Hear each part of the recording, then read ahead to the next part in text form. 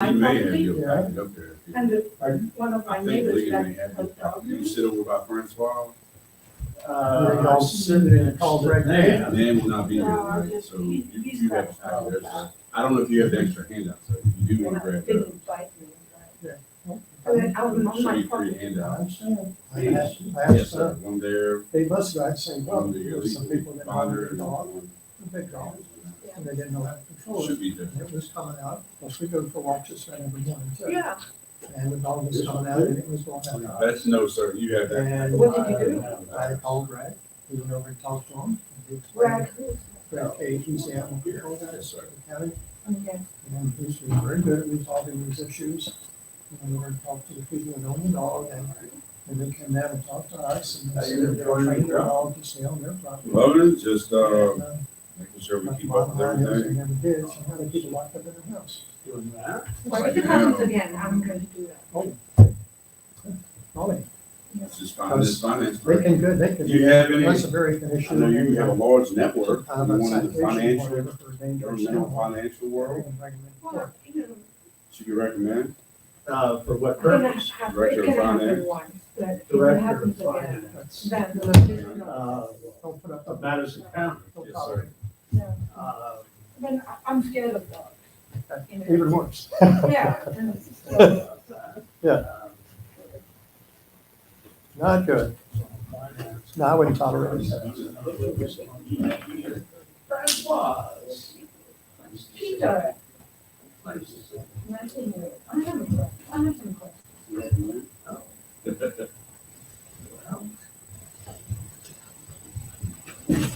I did have some new dogs. Steve? I love you today. It's good to be home. The last 21 years, put my energy in some other locality. So, I don't know where you're sitting. Right. Okay. That's got about patient. Nan is not gonna be here, right? I understand. So we'll take her down and create some more room. Some leg room. Right. So, the way I read this thing is, The- the- the way I read this is that if any of the conditions are fine, then we can. The brief is, Any of the, if any of the. Peter. If any of these is violated, there words then you need to. Yes, there is. Okay. That makes me feel better. Yes. there's one other, do not need a special permit. If all of the above, all of these below are. Here's the words that are missing. But if one of them. I don't know why I dropped it when I copied what Peter sent me to put this okay. other stuff in there. Okay. Those are the words that are Yeah, missing. that earlier we. So I'd have to add that. Yeah. And we So, do all but the other weddings are changes. not. Well, somebody reading this stuff. I'm not sure of that. Are Are you sure of that? Okay, This So one. I'm going to vote against this because I'm not sure this is any applicable winery, because even this though they is may have the one 1400 that's in liters, the thing, if they have but more than, in our definition. 8 weddings. It's specifically included private, They can't do it. and that's excluding private there. Any question, or comment? I'm sure there's gonna be some additional good comments. So It's not like it's gonna be having a wedding. that's what you know about. But that's one wedding a month. That's not Well, one wedding. I thought we did. it. By large scale, the, Pretty good, how you doing? certain thresholds. Have a great trial, Greg. 8. Well, we gotta get rid of the smell in here. What is that? New. New, Things are just new, the carpet. It says it's. It's gone close to 50 years, that'll be fine. Doesn't have anything to do with this. Huh? I'm talking About the house. about. you wanna do this 8 days a year. I've got an old bottle of high karate, if you think that'll. You do? Days. That's not yeah. cut through Yeah. anything. And- Oh, That, how about that? Oh, They gave us our clock. Clay, see that yet? Congratulations on the appointment. In what? Oh, yeah, yeah. Yeah, I was talking to Michael Tyson yesterday. Hey, look. But, I thought you were a fan. Very good, very good, very good. Proud of my engineer. That's short. Oh, is that a paper clip? I said, look. I am not listening to for the third time. The last one, they said they came in, it was a clock. Yeah, yeah, dang. But that was the first time I come in and I was like, I want to hang it. Yeah. This is, it's not pretty, but it's up there. Yeah. And what behind the screen? We don't need our old tables. Where'd that go? I gotta find out. I don't know if that's a big road. It's usable. We're using that when he sets it out. He's got everything up here. That table, it was like it was an old oak table, wasn't it? I'll have to track it down. I don't know if it's a North Road. Which is something we'll talk about. I think, assessment. do they have a special one?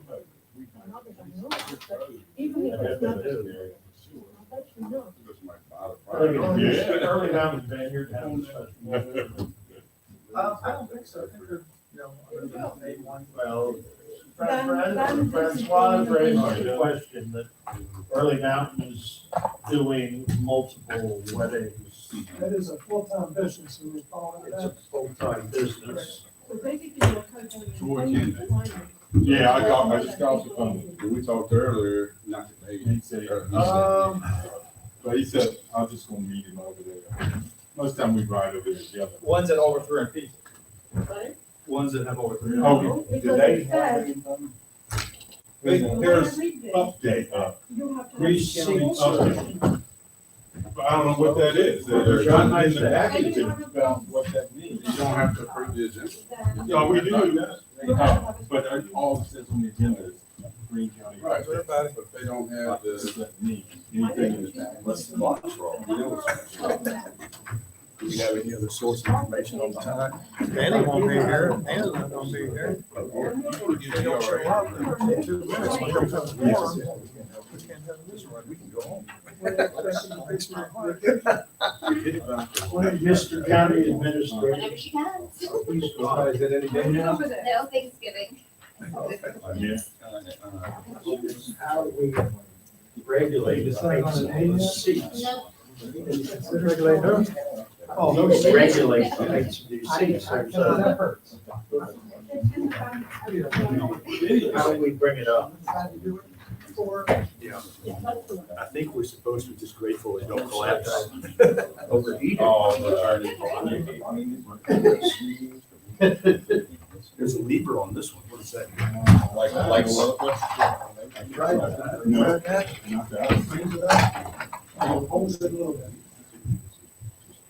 Okay, so this one right here.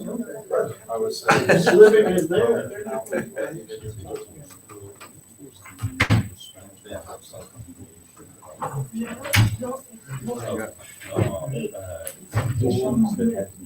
Time you got. You Don't either. I'm retired, that's not very much. I need help getting up. I'm sure I can count on you. Oh, then, hey. Between the two of us, we can. So if you were doing Siegel or somebody 20 weddings. That's right. If you break it, you know it. I think one of them was showing like rates, I bet we're over 300. No, it's, to me, the way I read it, Conducted on the one and two. no, but, so, but if any of these combine. Now they're doing. All right, I got 6:30. It's like, so it's a little fast, but not much. My clock Is is it down and, at and, and, 6:32. Oh, you should. Now, how could your phone? Oh, no, I'm just gonna sit down. We are going to bring tonight's planning commission workshop to order. Unfortunately, we do not have a quorum. Oh, yes, we do not have a quorum. I know Nathan We need at least 5. Carney may come back for Marty, would you like to sit in? Yeah, I'll sit. Without a quorum, we cannot conduct a meeting, and the only people I know that are not going to be here for sure was Nan and Danny Krigler. Anybody got the page number? I got it.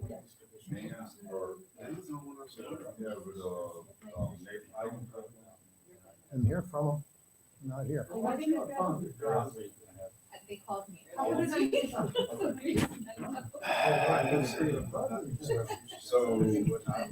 So, Mr. Greg, they don't have a form. We They don't can't, have any action items anyway.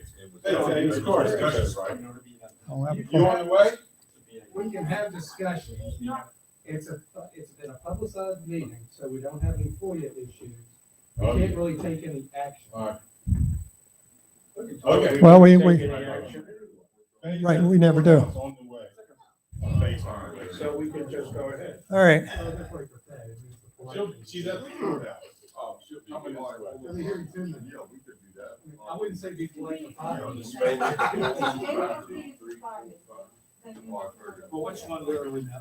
Hey, Nathan Cohen says if you'd like to call him. Well, I would say they did violate Nate, they would not be. You want to have for you? you sir? You would like to call him. So it'd be the That one right there. to need a special use permit. I give you a phone Jackson, number. remember that Yeah, the they. purposes of this, Yeah. we need to get the documentation from him. Get your Pressure reduce 3 times a year. Phase on the way, they'll have a pool. If you did whatever we got. Is he coming? No, he wasn't planning on it. Can I ask Do you you want to call him? That phone down there is over, still has to fix. All right. If they need to get called, I'm gonna have to meet input that. on? No. All right. We're just gonna- Do you want me to call him, Nathan? Can I say it? Mr. Greg has It's contact. the brief, Sean. the brief, Can Nathan call him? I think it might actually. the brief event ordinance. Because the judge said. It says, It's Lost control. Right. You started recording. Probably is the last, You got a number. Excuse me. We're going to start the meeting now. Megan, is it okay? Francois, you good? Thank you. All right, let's get started. First thing on the agenda is determine the presence of a quorum. We don't have one. That's my understanding. We can go ahead and talk anyhow.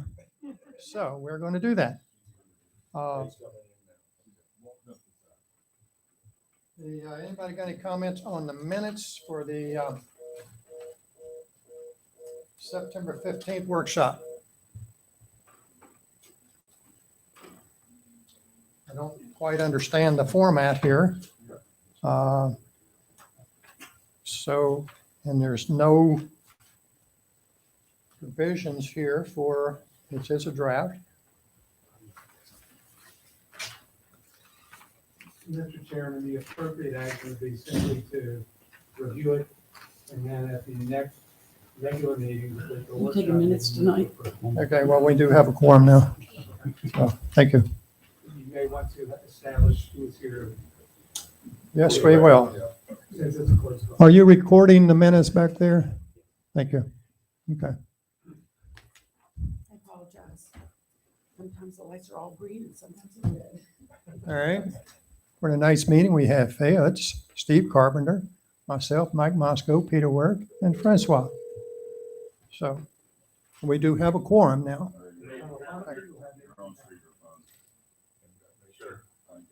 And Nathan Cowan is here virtually. So anybody got any comments on the minutes, the draft of the minutes for the September 15th meeting?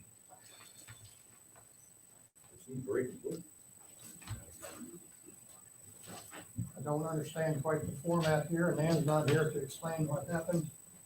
So that will have to be redone when we sign off on this. There was one thing that was confusing to me, and Pete's not here. He was listening, I thought that gentleman, what was his name, Mr. Nichols?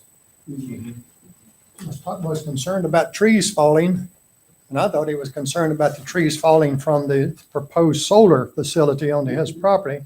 He was concerned about the trees falling from his property, damaging the solar panels. Mhm. Okay. I guess standpoint.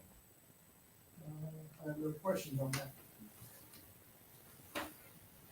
Was this the one that Dan wasn't here, so this was one more? Alan did these. Okay, yeah, We're gonna have to that's. redo that just a little bit, Alan. All right. Anybody has any other suggested changes or whatever on that? Can I get a motion to approve the minutes from the September 15th meeting? Move to approve. Second. All in favor, say aye. Aye. Unanimous. Okay. Nathan? He said aye. That's me, yep. Okay. Just wanted to make sure, don't want to leave you out. Okay, next item on the agenda. We have several items here, and a lot of them are interrelated. The temporary events, chapter 4, use of entertainment ordinance, otherwise known as seasonal and brief. We have the write-up on that. I'm sure everyone has read it. And we also, the solar thing, we can, that will be down the road. But anyhow, on this temporary events, you have three things in front of you, and they're all interrelated. And the first one would be to amend the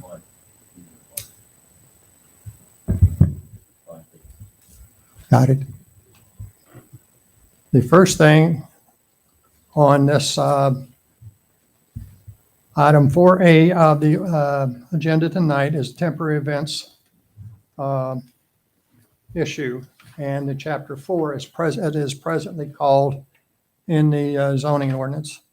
But since all of these are interrelated, we're going to take them one at a time. And the first one was to fix that last sentence of paragraph 14.4a, where we are exempting currently reads.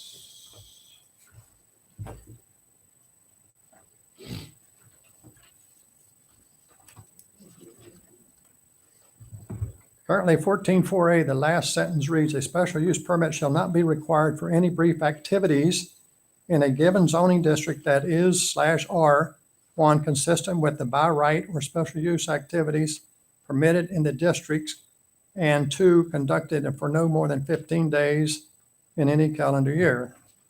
There is a proposal to amend that to, and everybody has a copy of this, correct? And everybody has read it.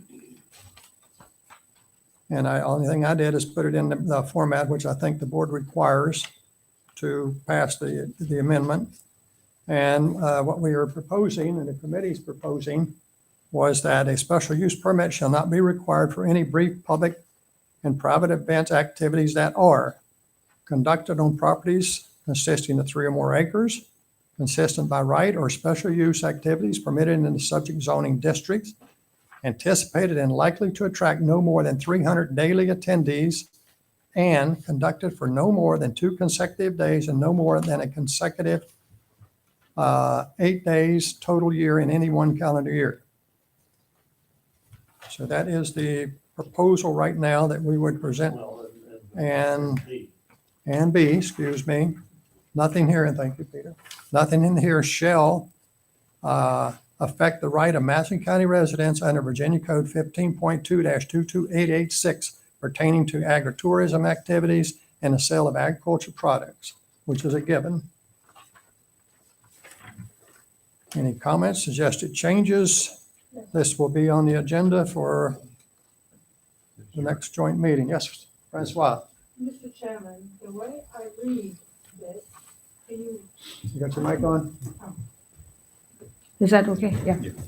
The way I read this is that if any of these conditions are violated, so and they either 1 or 2 or 3 or 4, you need a special use permit. So if you're on 10 acres and you're doing by right and you have 150 attendees, but you're doing it 20 times a year, then you would need a special use permit. What kind of activities are we talking about here? Like weddings, weddings, and this would be, you're talking about a full-time business activity? Yes. Okay, I'm talking about a brewery or a winery. To me, the way it's written, it would imply that, those people would have to file for a special use permit. yes, even though this is what's happening right now, Okay, that a place like Early Mountain has more than 8 weddings a year. Franchise, are you a full-time business? You are. I don't know what you mean by full-time, but we don't close any portion of the year, but we're not open every day. You're not open every day, but you're functioning every day, right? We're not a retail business every day, but we are a vineyard every day. Can I make a comment? Just 'cause I talked, so it just as I would interpret it, I was just coming in reading the ordinance. I've read a few in my life. So a vineyard, ag exempt activity for a vineyard. So you don't need a special use permit. 1, doesn't apply to that. 2, you're more than 3 acres. As far as the events go, and I was telling Francois, we were having this conversation, that to me, I read it, if you had more than 8 events a year that maybe attracted more than 300 people, then maybe the argument could be made, you need a special use permit to also be an event venue. But in all likelihood, are you going to have more than 8 events where you're going to have 9 events where over 300 people? That's a pretty large event. So my feeling is anything under 300 people that attend doesn't qualify as a large scale event as we have defined it coming up in the next ordinance. So I understand, but just from my perspective, I wouldn't see where it would limit anything that just any vineyard was having events, or unless they're planning having more than 8 that drew more than 300. I'm not understanding this. You're saying that if you're under 300 people, that you can conduct any number of events? Yeah, sure. that's not the way this No, reads. That's what not, this is. yeah, that's not the way this. If you're gonna have Where does that authority come from? I mean, we've addressed it in the large scale events ordinance, correct? So These are not large scale events. right. So it would not be large scale if it was under that sort of threshold. So just having an event, and again, whether it's some sort of reception or a wedding reception or something like that, I mean, The 300 is stated as a ceiling rather than a threshold in the pre-event activities ordinance. I don't see anything for Sean if he does in the county's ordinance that would permit someone to hold as many under 300 events as they wish of doing. well, what do we consider a large scale event? I mean, what would be? A large scale event. It's the number of We're events. talking about under 300, and I'm saying, where does that authority come from that you're saying exists? I'm not going to talk about it anymore. I'll just leave my comments. I don't know. Yeah, may I? I'll just So say- Mr. Carpenter, I think what we're looking at here goes back to the agritourism problem. The state has specifically said now several times that weddings are not part of agritourism exemptions. correct. So a winery, now wineries are a special case too, but I don't think they've got the wedding events in there either. We would have to get some kind of, I know that it's not part of an agritourism function. And Mr. Carpenter is correct on that. Otherwise, I would need to do some research before I give any additional information about this. I think Mr. Jackson may have questions. Early Mountain wouldn't be considered anyway, since they'd be grandfathered back to the seasonal and brief, the pre-existing definition that gave them 56% of the time. And I guess that they won't meet that threshold. This would be for new businesses coming in, and that includes breweries and wineries. If they were going down as an event venue, having weddings and such, they would have to apply for a special use permit if they were going to do more than 8 of these events a year, no matter what number it is. Agree. So, Let Mr. me ask a Jackson. clarification on that. Sean, Clay said that Early Mountain would be grandfathered. Is that your concept of grandfathering that? Well, in Virginia, grandfathering is really called, no, take it off.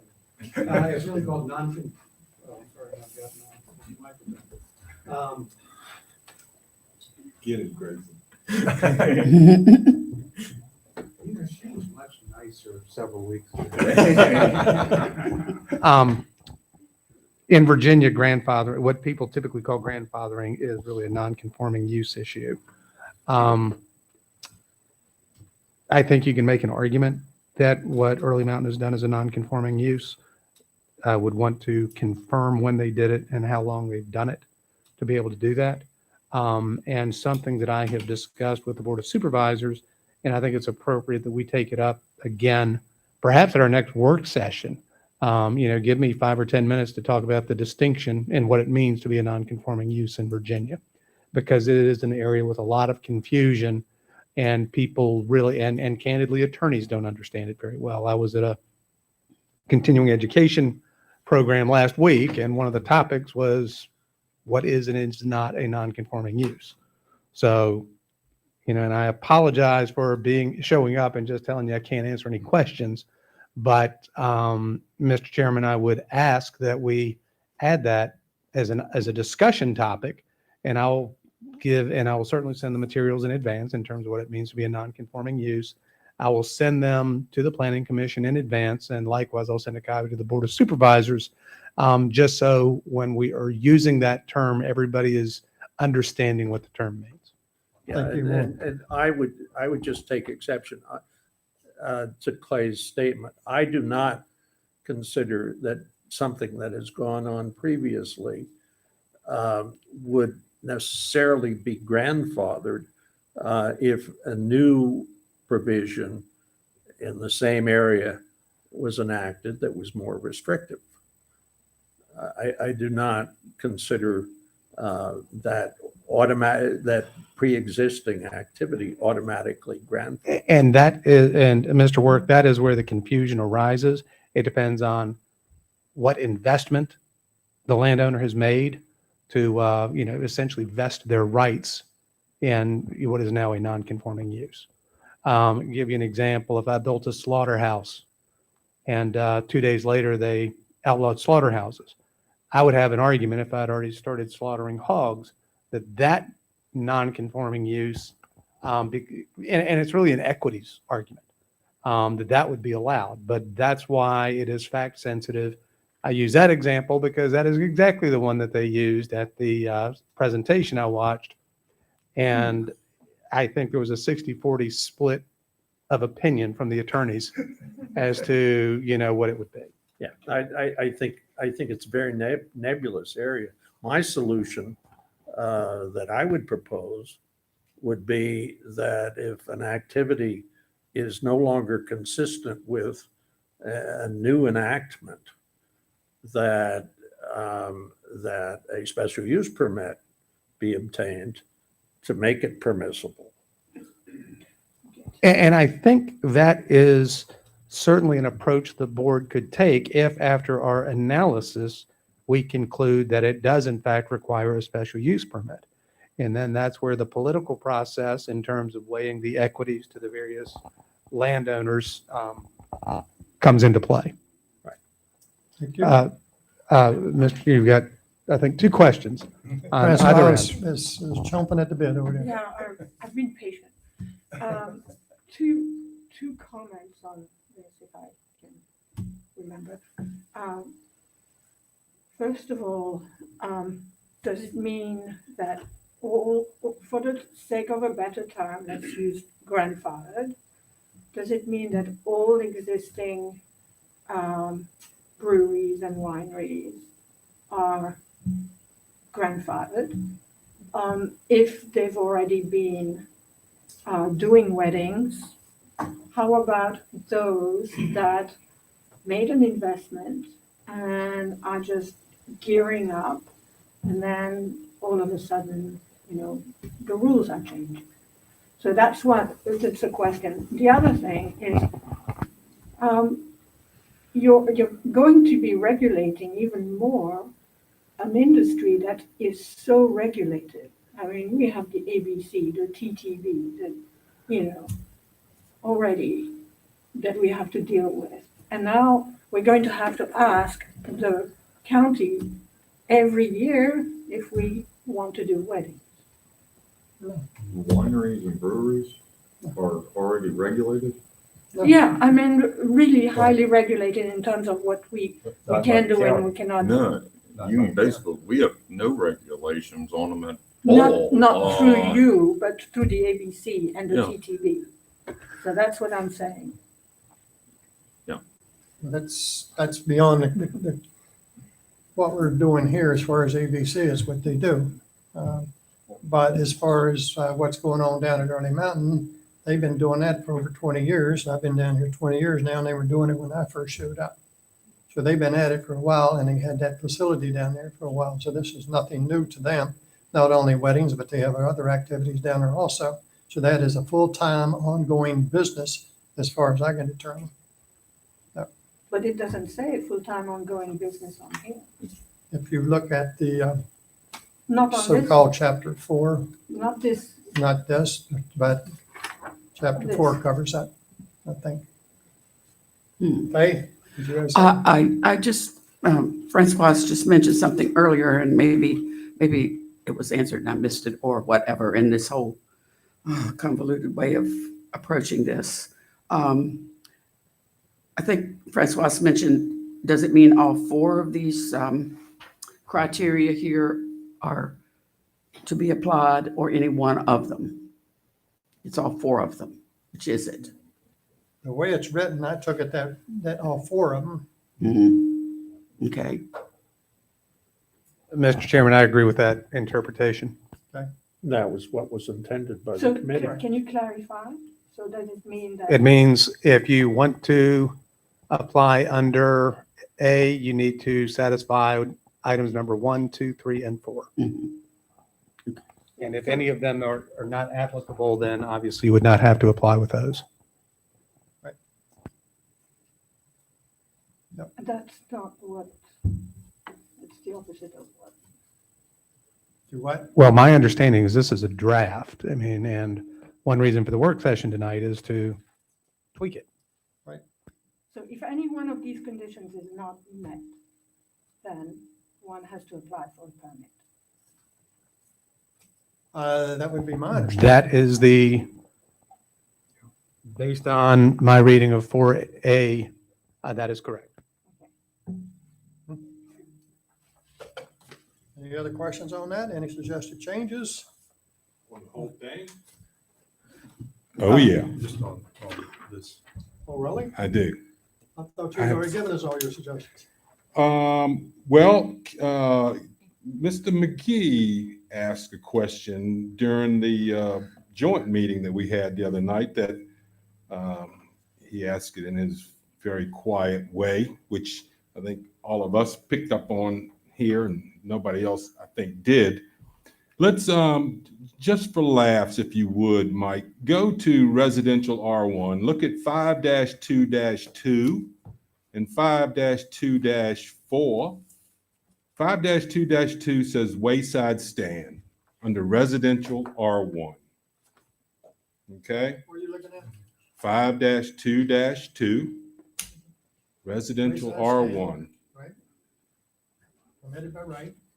No, 5-2-2, special permit uses, wayside stand in a residential R1 zone. Okay. This brief, I don't know why we decided to stick event in here, because I don't agree with event now. It's just a brief activity we're talking about, because the wayside stand, my neighbor in Etlin, his land is zone R1. Okay. And over the last 3 weekends, there have been hundreds of cars going to Graves's. He could have made a killing setting up a little fruit stand on his corner of Emmett and Etlin Road. Okay. So this thing conducted on properties consisted of 3 or more acres does not make any sense, because he doesn't necessarily have 3 acres. Now, and then, for example, 5-2-14, rooming or boarding house. And I mean, during an event like Graves's for those things, or their music event, I would love to be able to see somebody be able to open their house up. My house would be perfect. I got 2 bedrooms, outside entrance, upstairs. You know, I could rent that out. So there's 2 examples that don't meet the 3 or more acres. That I want to see, and I haven't discussed this with the rest of the board members, so this is just me throwing this out there. Mr. Yao, which zoning district are you talking? You're in the zoning ordinance, correct? Residential R1.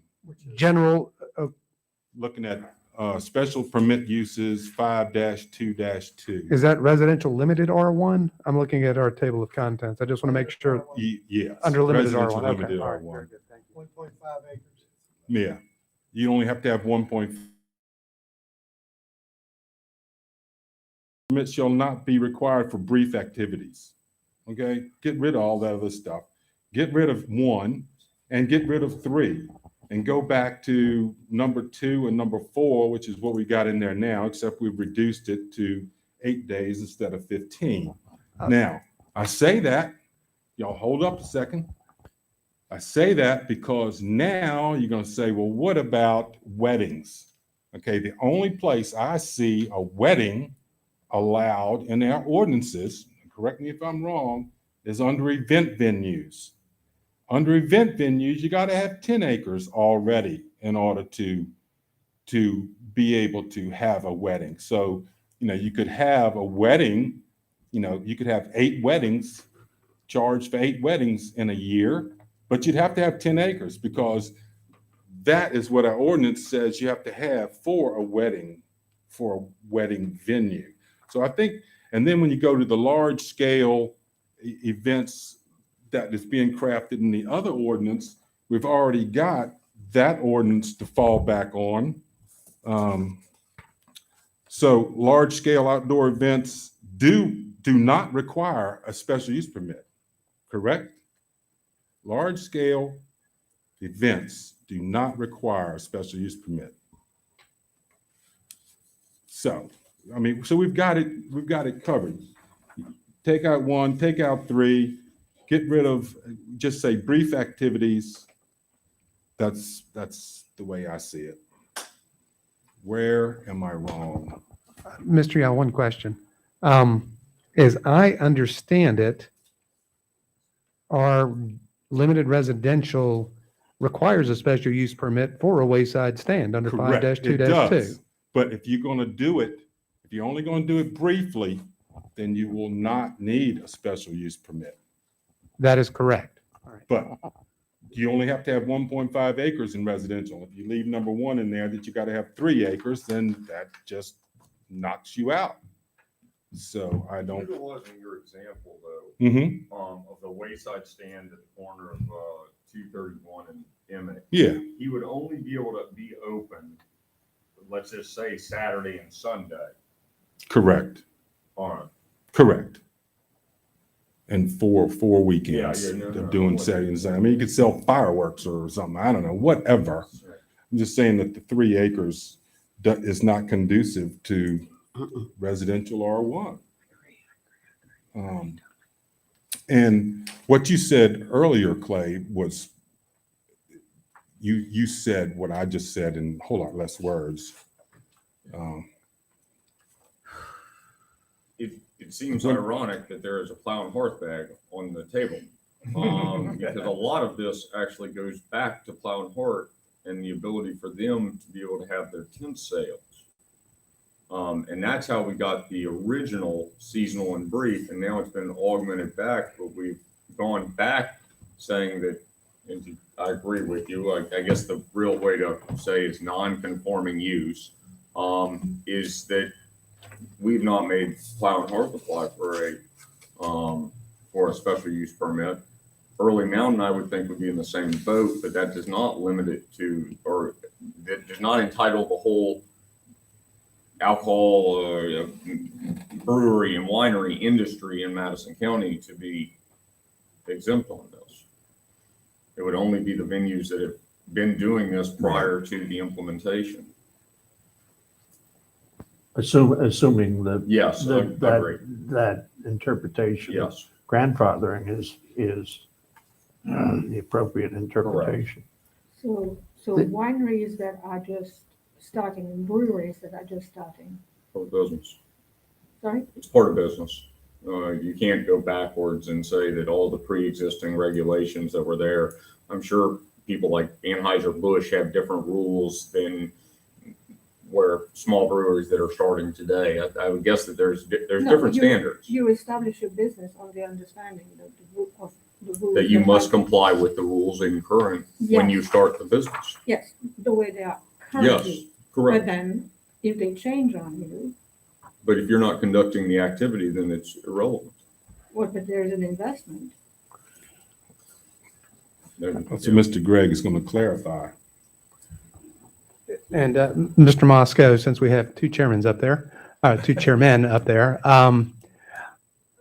and I really don't like suggesting this, and I'm not suggesting you follow this. This isn't legal advice. This is what I would perceive as practical advice.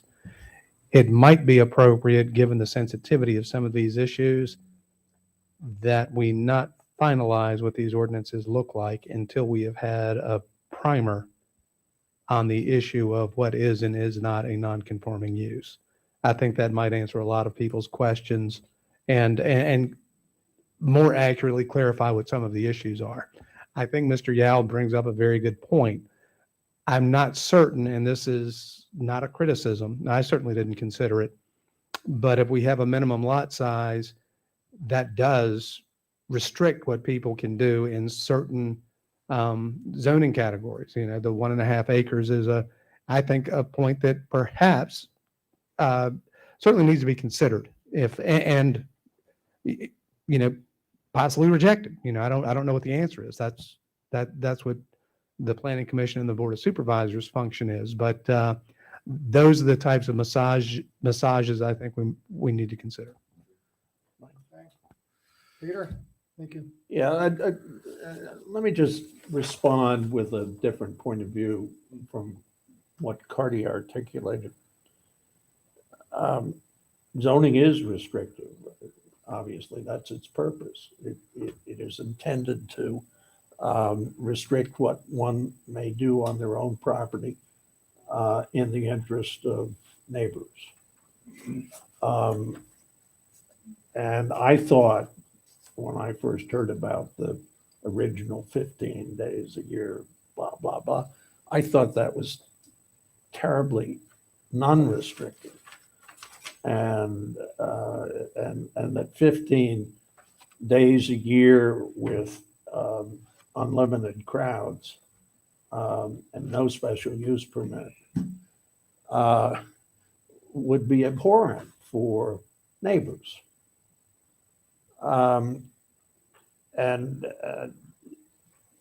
I think there's a lot of sentiment on the Planning Commission to that effect.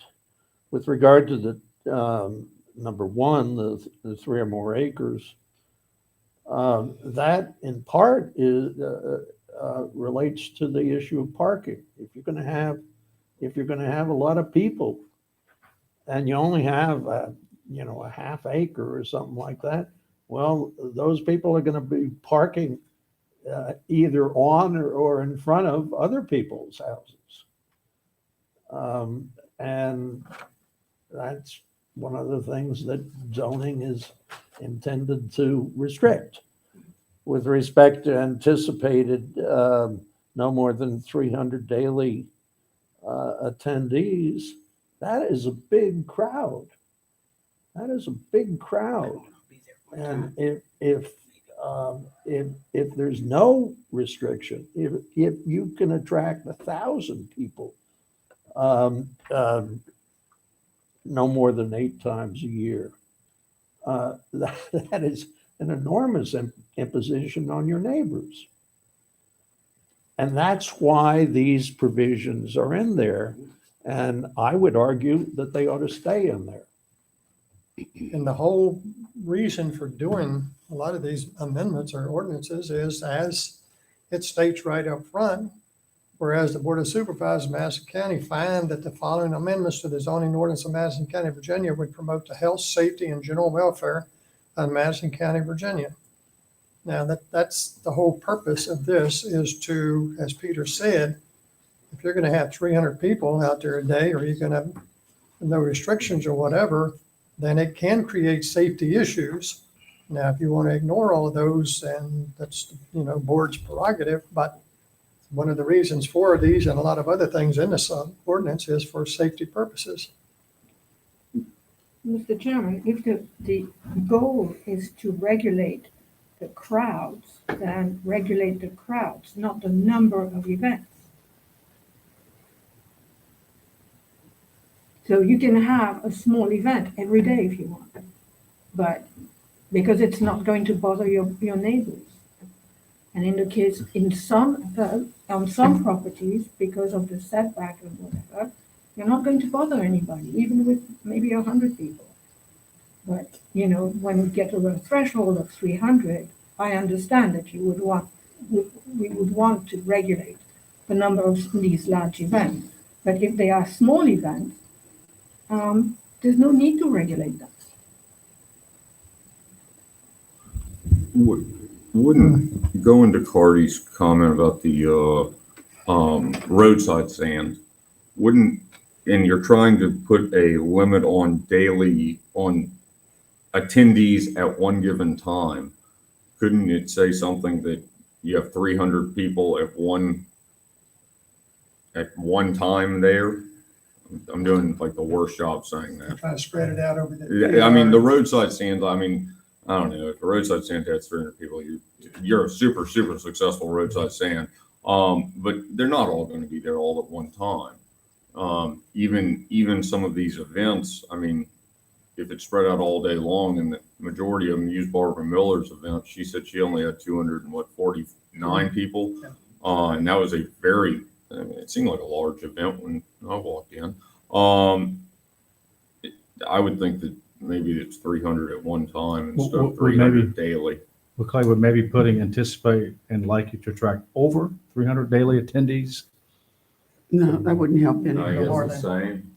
That wouldn't change anything.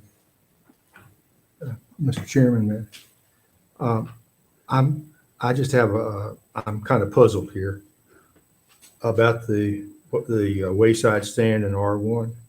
All they have to do is apply for a special use permit. Right. That's not an onerous requirement, I don't think. I tell you what, you got to sell a lot of peaches to get your $500 back. I know, it's money.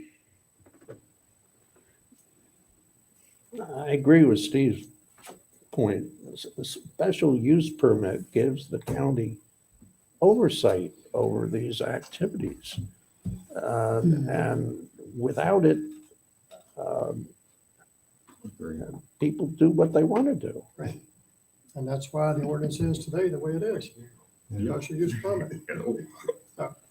And if you're in A1 or C1, a farm market is by right. But the lot sizes are a lot larger. Yeah. If you're. And a lot of people sell on a roadside stand. They purchase the stuff. They don't grow it on there. Isn't there some agritourism? You have to grow it and Both of our definitions say that it's And we exempt produce on a farm. Anybody's. We're not talking about agriculture selling fruit or veggies alongside. No, he mentioned That's all exempt. Yeah. That's not what I'm talking about. And that was your Etland your Etland neighbor would be exempt Not necessarily. if he were out there selling agricultural products. Not in R1 up here, according to our ordinances. They can have a vegetable garden though. He could be selling vegetables from his vegetable garden. Yeah. But he would have to get a special use permit. Or be beneath the threshold stated below. Okay, a lot of disagreement on that one. Yeah.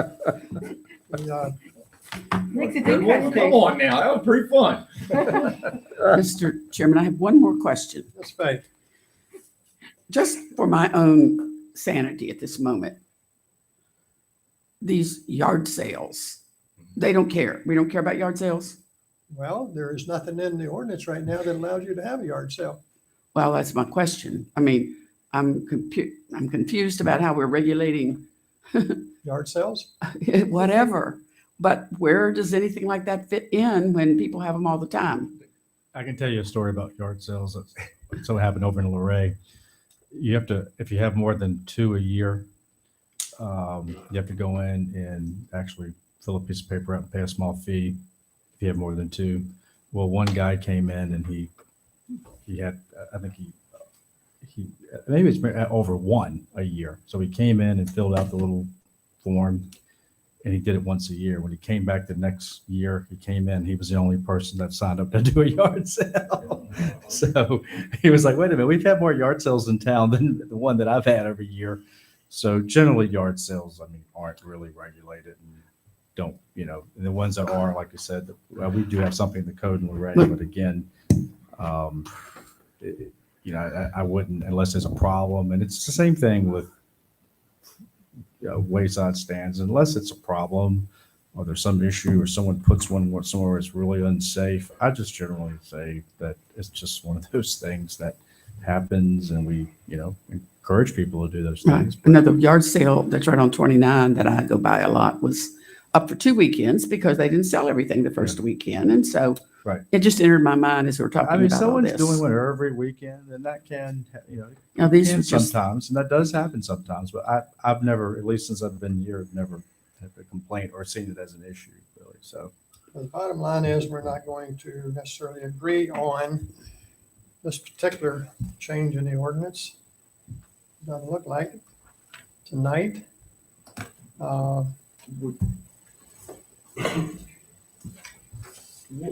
What about the 3 or more acres component of that that's been identified based on the R1 component? Is that one that is something we can agree on or not? What, taking out the 3 acres? Yes, sir.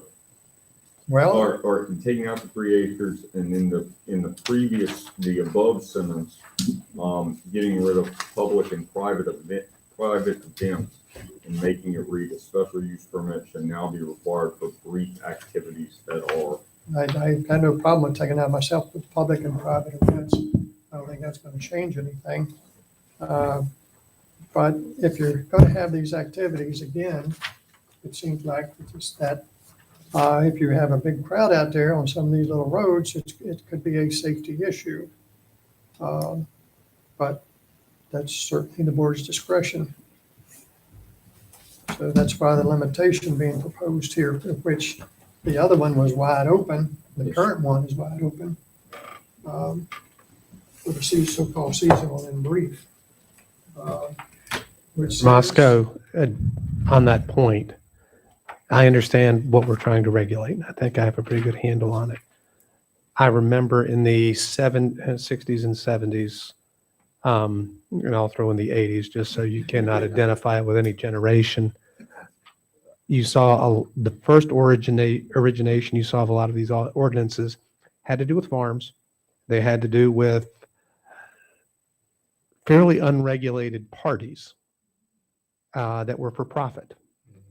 And as a result, a lot of counties scattered and tried to fix the problem, you know, that had been created.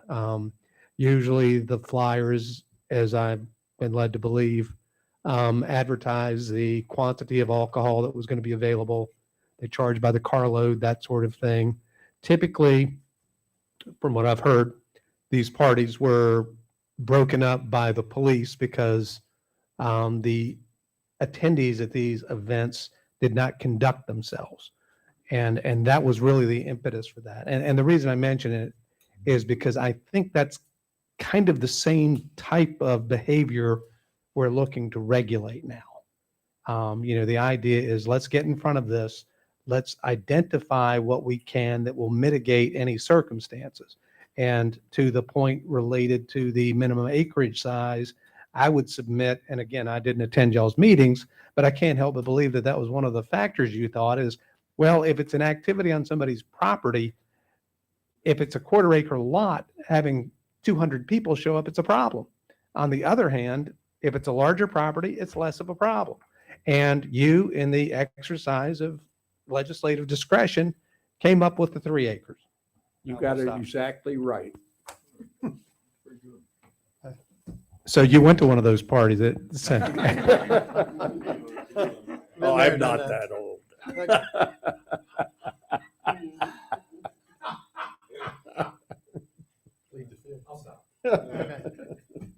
I think if we take out, Cardi, we take out and have a 1.5 and you have 300 people a day, I think that could lead to a safety issue myself. And that's the reason it's written up the way it is.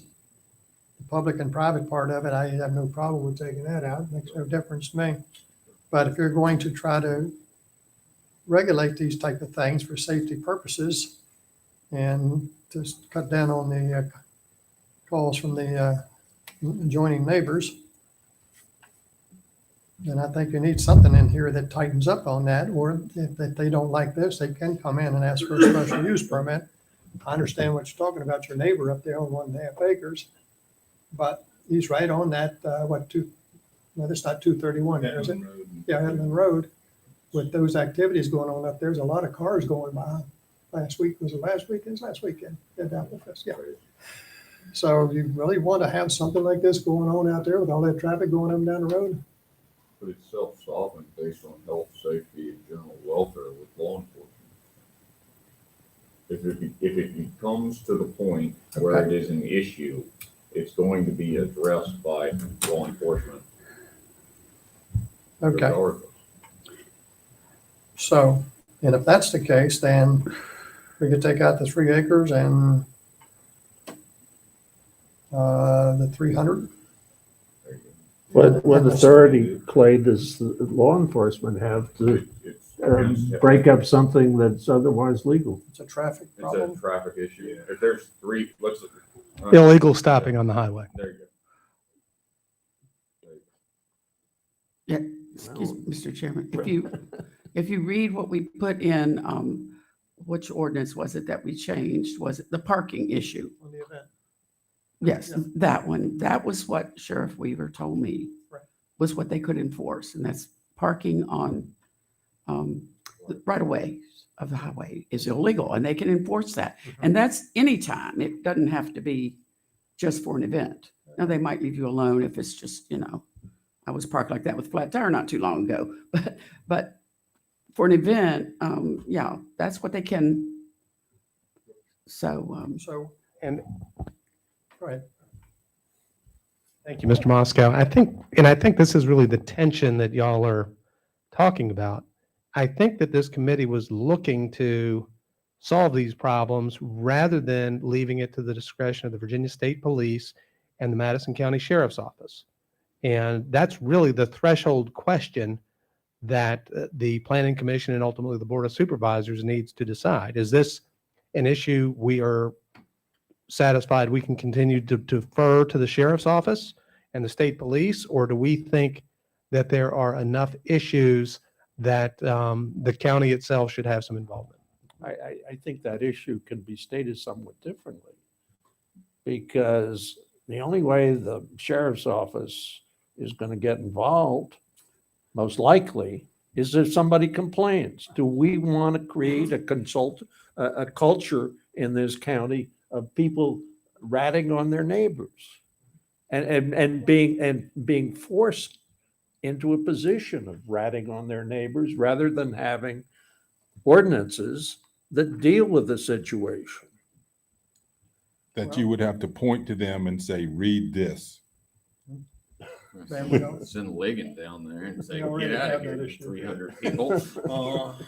Okay, but right now, the consensus seems to be that we would take out the requirement of the 3 acres and the 300 daily attendees, but we would leave in 2 consecutive days and 8 total days for calendar year. Why don't you take those off? Now, why don't we take the whole ordinance and throw it in the trash? But is that the consensus at this time? No, it's not a consensus. That's not your consensus? No. Okay. Well, that, it's not my consensus either. I think it should be more restrictive than that implies. Well, Yeah, I mean, the whole point of this, as I see it, is these are things that would be by right or special use, except they don't want to go to the trouble of applying for a permit because they're only going to do it twice a year. If they're going to do it more than that, or they're going to have more than 300 people a day, then they need to go with the special use permit. That's exactly my point, Steve. That, and then the county has some control over the activity.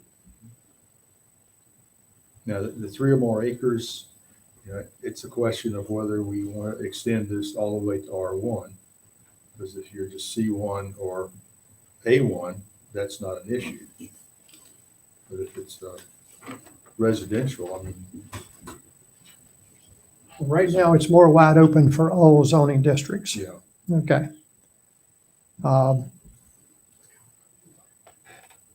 We have to come to some kind of consensus here on what we want to recommend to the Board of Supervisors to change that particular part of the ordinance, which we have been asked to do.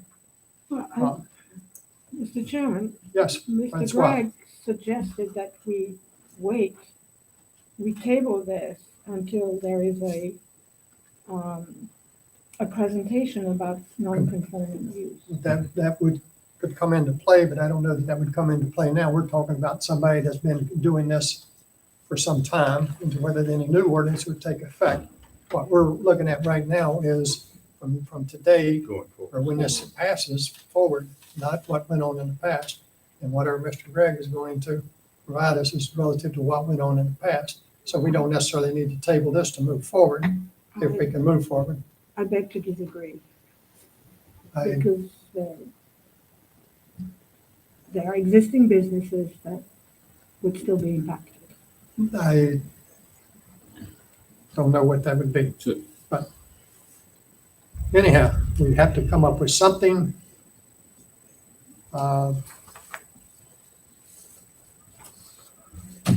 Peter, I think maybe you better have another committee meeting and ask for input one more time. And then we will put it to the planning commission for consensus at the next workshop meeting.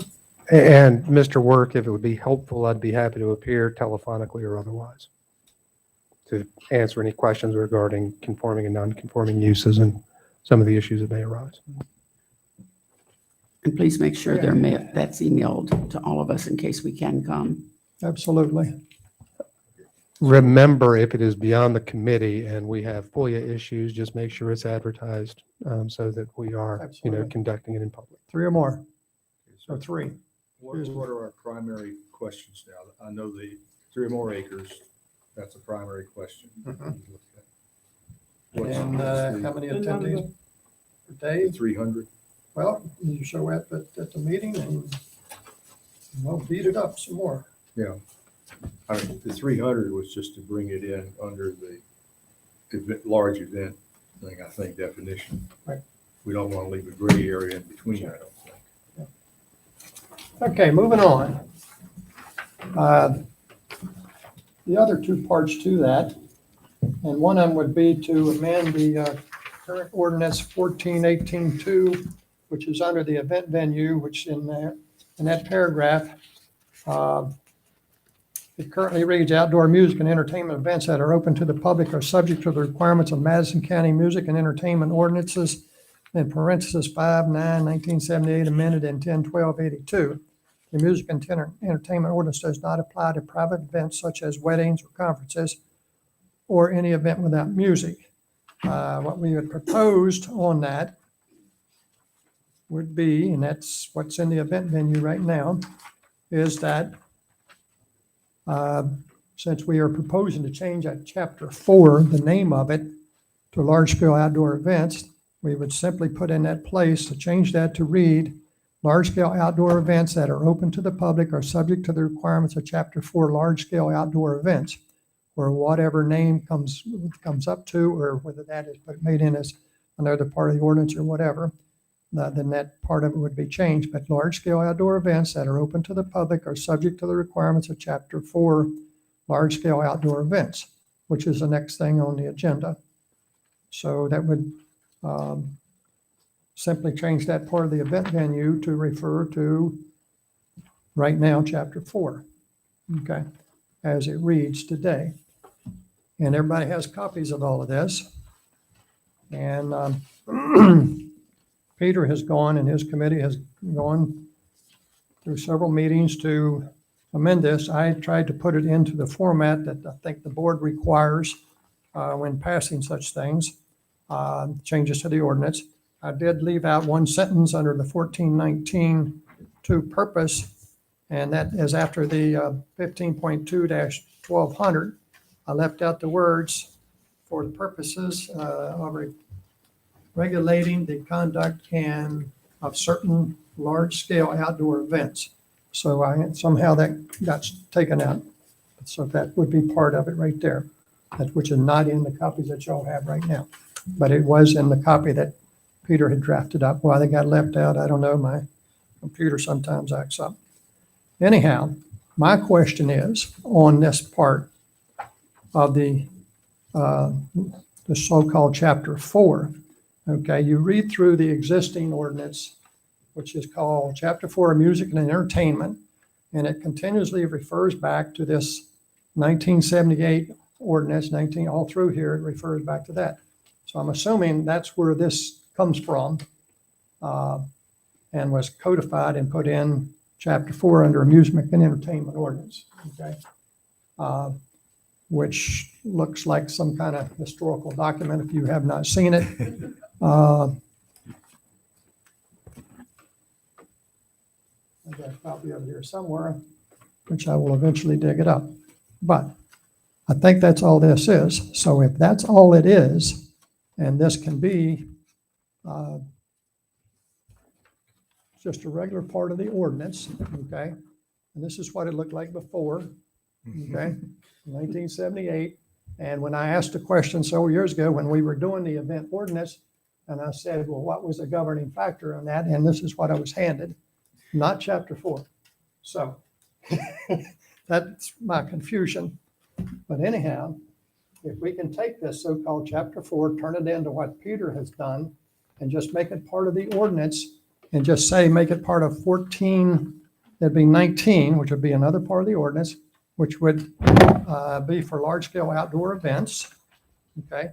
And we could take out some of this other language in here that currently exists under the so-called chapter 4. The name would be changed. We would eliminate this part of it, which says Article 1 General and Sections 4-1 and through 4-18 Reserve. We don't need to reserve anything. And we just go to 1419, and that would be part of the new ordinance. Okay, that would be my proposal, and eliminate this so-called chapter 4. I don't know what chapter 4 is anyhow. Maybe somebody could tell me something different. But anyhow, that would be my proposal. So having said all of that, okay, anybody have any feedback on that part of it? I have one question. That's Steve. I hate to do this. In our definition, we are saying events means public or private, fee-based or non-fee-based. And yet in the amendment for 1418-2, it just says open to the public. Okay, first off, can we resolve my question about, can we just make this part of the ordinance instead of calling it a chapter 4? Well, if I read it right, the 1978 is is codified in chapter 4 of the code of Madison. It's not in the zoning sort of section of the code of Madison County. Is it So part of it's, the ordinance? it is outside of what you guys reviewed. I understand that. Right. So it's that chapter 4 on that 1978 ordinance, and it's codified. I mean, obviously, Mr. Peter has changed it, amended it, but, the 4-19, I think it's coded a little different. If you look on Muni Code, which is a little discrepancy between that and the 1978, the Muni Code in our county, the whole county code is chapter 4. So the amendment would be to chapter 4, whatever, is in this document that we're looking at now. And it pretty much corresponds with the 1978 as far as the. Right, I have no problem with what it corresponds with, whatever. I'm just trying to figure out which is the best way to clean this up myself. Up until this started, nobody on the planning commission actually knew what chapter 4 was. And I had to go on the county website and print it out myself. Yeah, chapter 4 is the Right, musical and I entertainment, understand- musical entertainment ordinance or whatever. Right, and I understand, and that I have no problem with planning commission not having any input at that at all.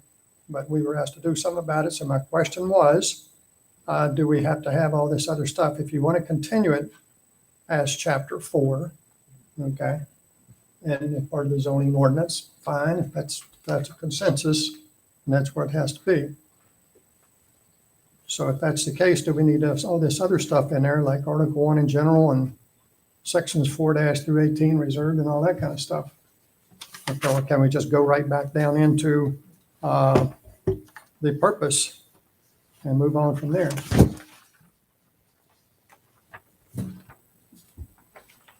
No comment? Everybody understand what I'm talking about? Mr. Chairman, I believe that the planning commission, although it typically does deal with planning and zoning issues, there are some that overlap where they go into the general ordinances. I think this may be an example of where that has happened. And if that is the case, and I haven't studied this enough to know how confident I am with this, but obviously your committee's done a lot of work, and what you're proposing are revisions to an existing ordinance. You can certainly make proposals to the Board of Supervisors about changes to the general ordinances. In other words, you are not restricted to the planning and zoning section of the code, particularly in a situation where you've been tasked with this responsibility by the Board of Supervisors. Thank you. I was Mr. just trying to I'm sorry. get a consensus. Yeah, I was gonna say, in this case, Mike, we, as a board, did task the planning commission for this one, like Sean's saying. Right, and they can. Great. I have no problem with that. I'm just trying to figure out where it should go in the ordinance and would anybody want to change where it is now? And Yeah, can I say, I'm looking, sorry to disrupt, but I'm looking at it right now in the Muni Code, and it is article, just as Peter has written, is chapter 4.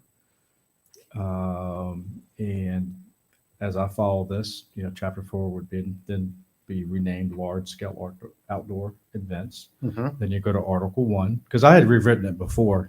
Y'all had seen it very thoroughly. I spent like 2 days just on this, so I got to know it very well. And then Mr. Work just simply repeats that sections 4-1 through 4-18 are reserved.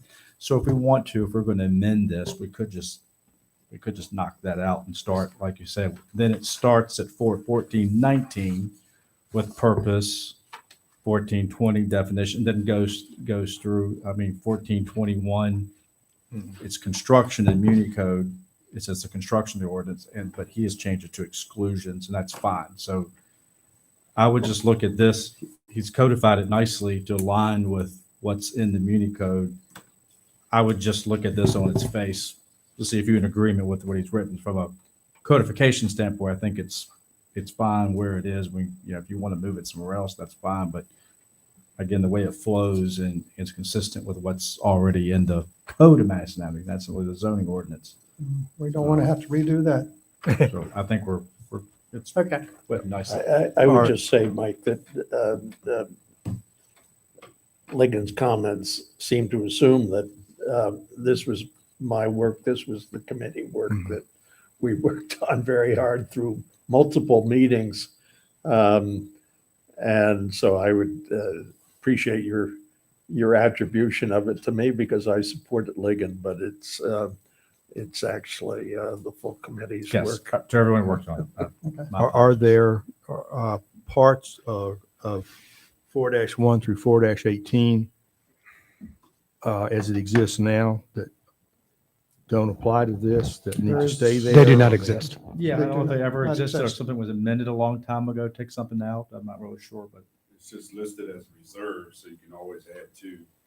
Okay, so there's actually nothing there. Yeah, So there's Okay. in a recommendation to the board, right now, what I'm saying, right now, what I'm hearing, we would change the name. We still call it chapter 4, we would call it large scale outdoor events. We would eliminate this article in general and this reserve, these sections, and just go right in, and we would start out with Article 1, where Peter right now has Article 2. And And then start with Go from there. 4-1. start with, 14. No, we would still do 14, 19.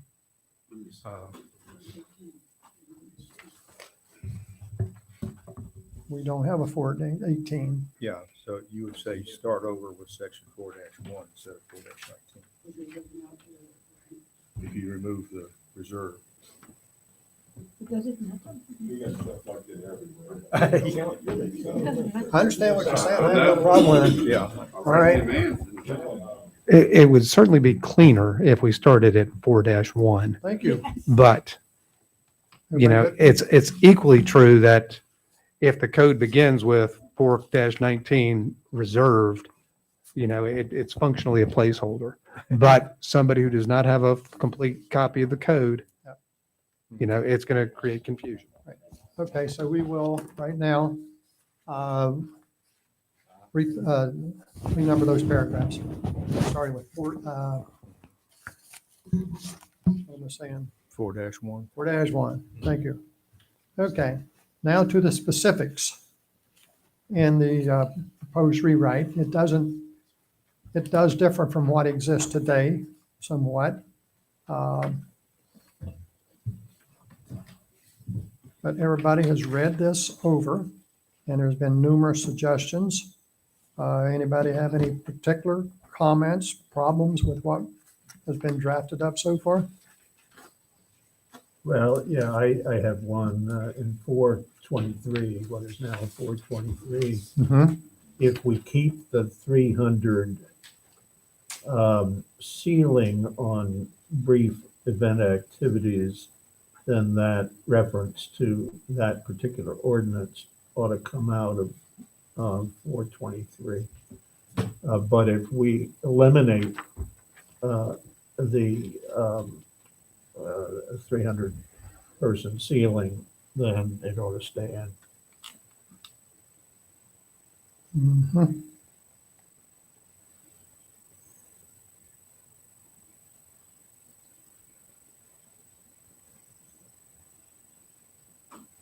Okay.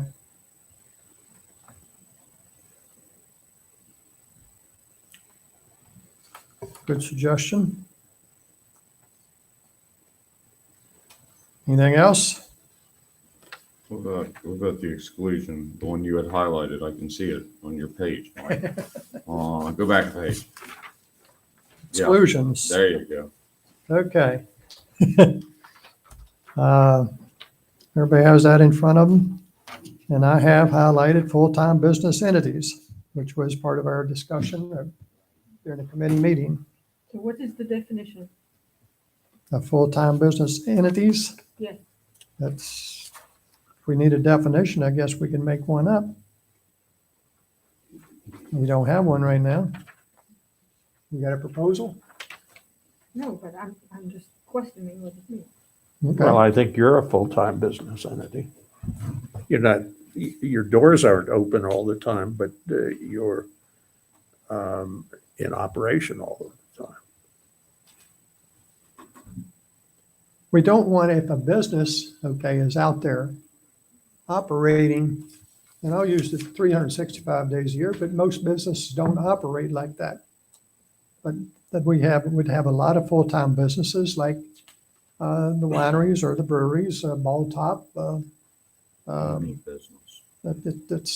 They operate Thursday, Friday, Saturday, Sunday.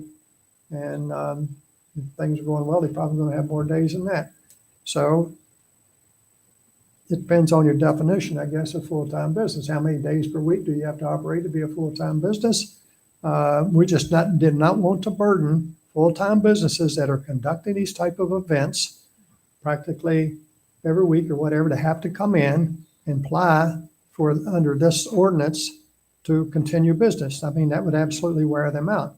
So what we have come up with is they would just have to notify the county by letter or a phone call or whatever, I forget exactly how it's worded right now, that they're going to have a large event so that the police department, rescue squad, fire department, or whatever will be on notice that something large is going to be happening in a certain location. But they wouldn't have to fill out this application to do that if you're a full-time business entity and you're doing this type of business on a regular basis.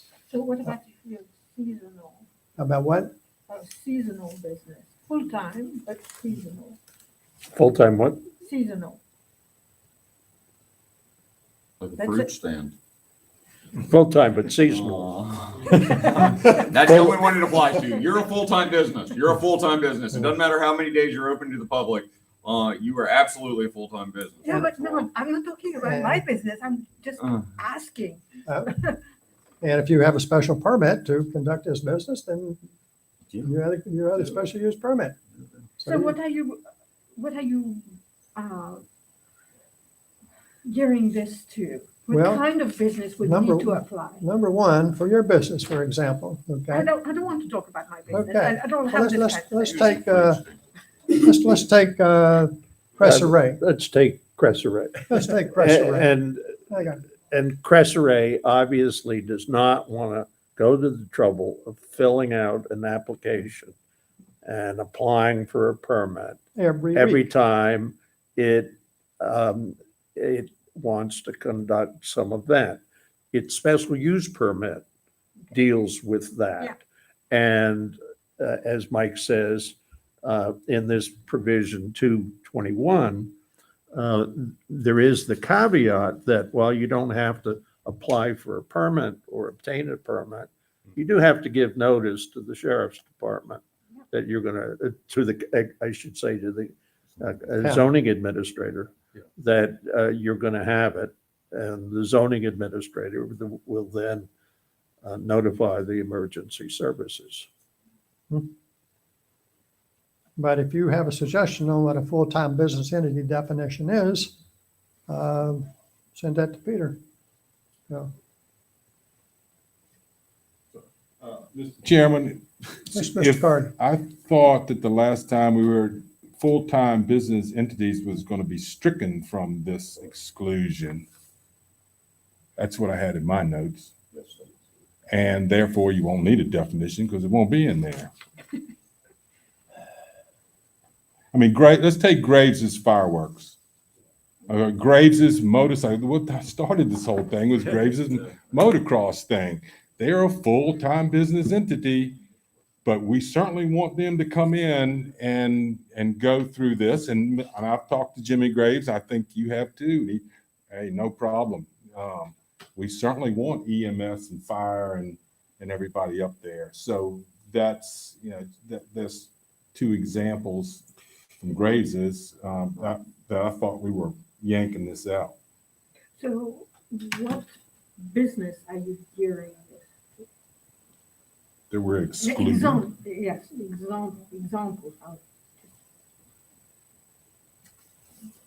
Just to give an example of a kind of business that would need to apply for that. Well, if we took out the full-time business entities, You're taking out full-time business entities all the way across the board. Even people like Graves, like was just stated, they would have to come and notify the zoning administrator and go through the process so that it is for health and welfare and safety.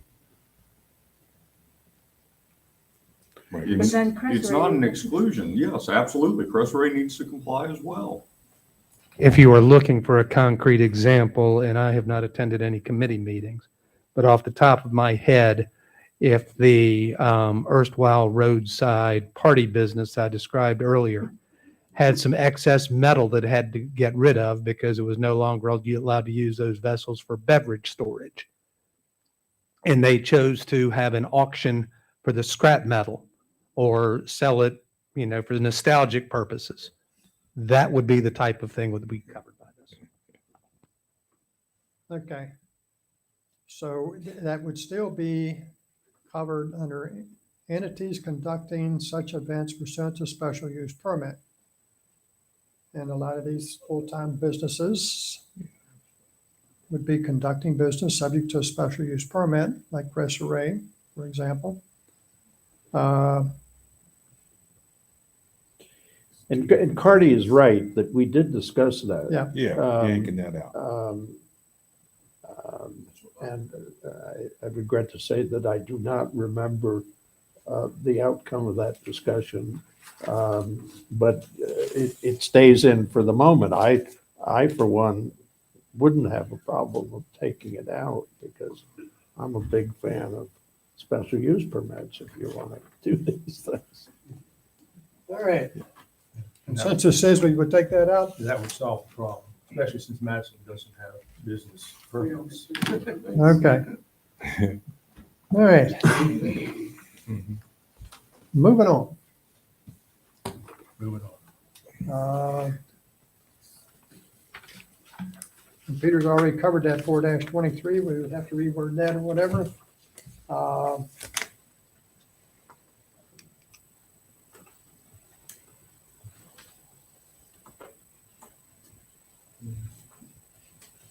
On current 4-24-B, we talk about the form that would be used. The county says current form entitled large scale outdoor event permit application.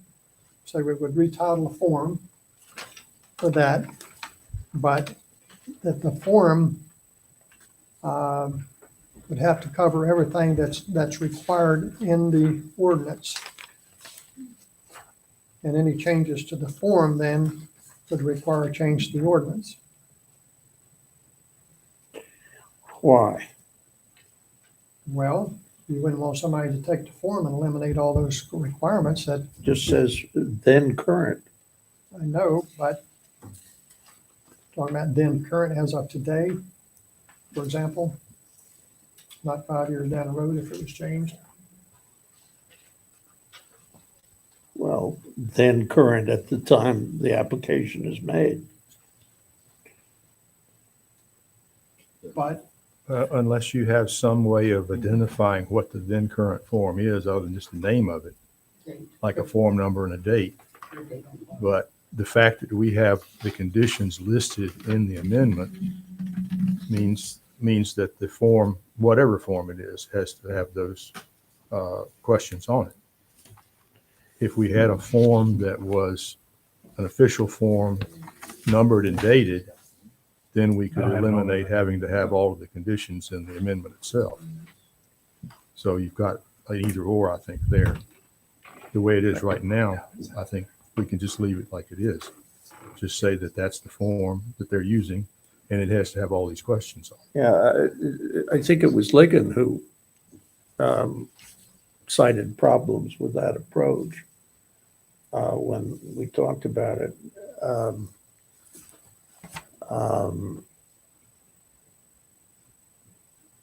My preference would be Keep the questions in. numbered and dated, but because we did not have such things, I put in then current. Okay. And if the board wants to change that, then they can change it. But my concern was that somewhere along the line, the form could change and totally circumvent what's in the ordinance, if the form is not part of the ordinance. So that was my concern. No, it can't now because it specifies it's required that these have to be. If we leave that in there? Yeah. Right. Okay. Moving on.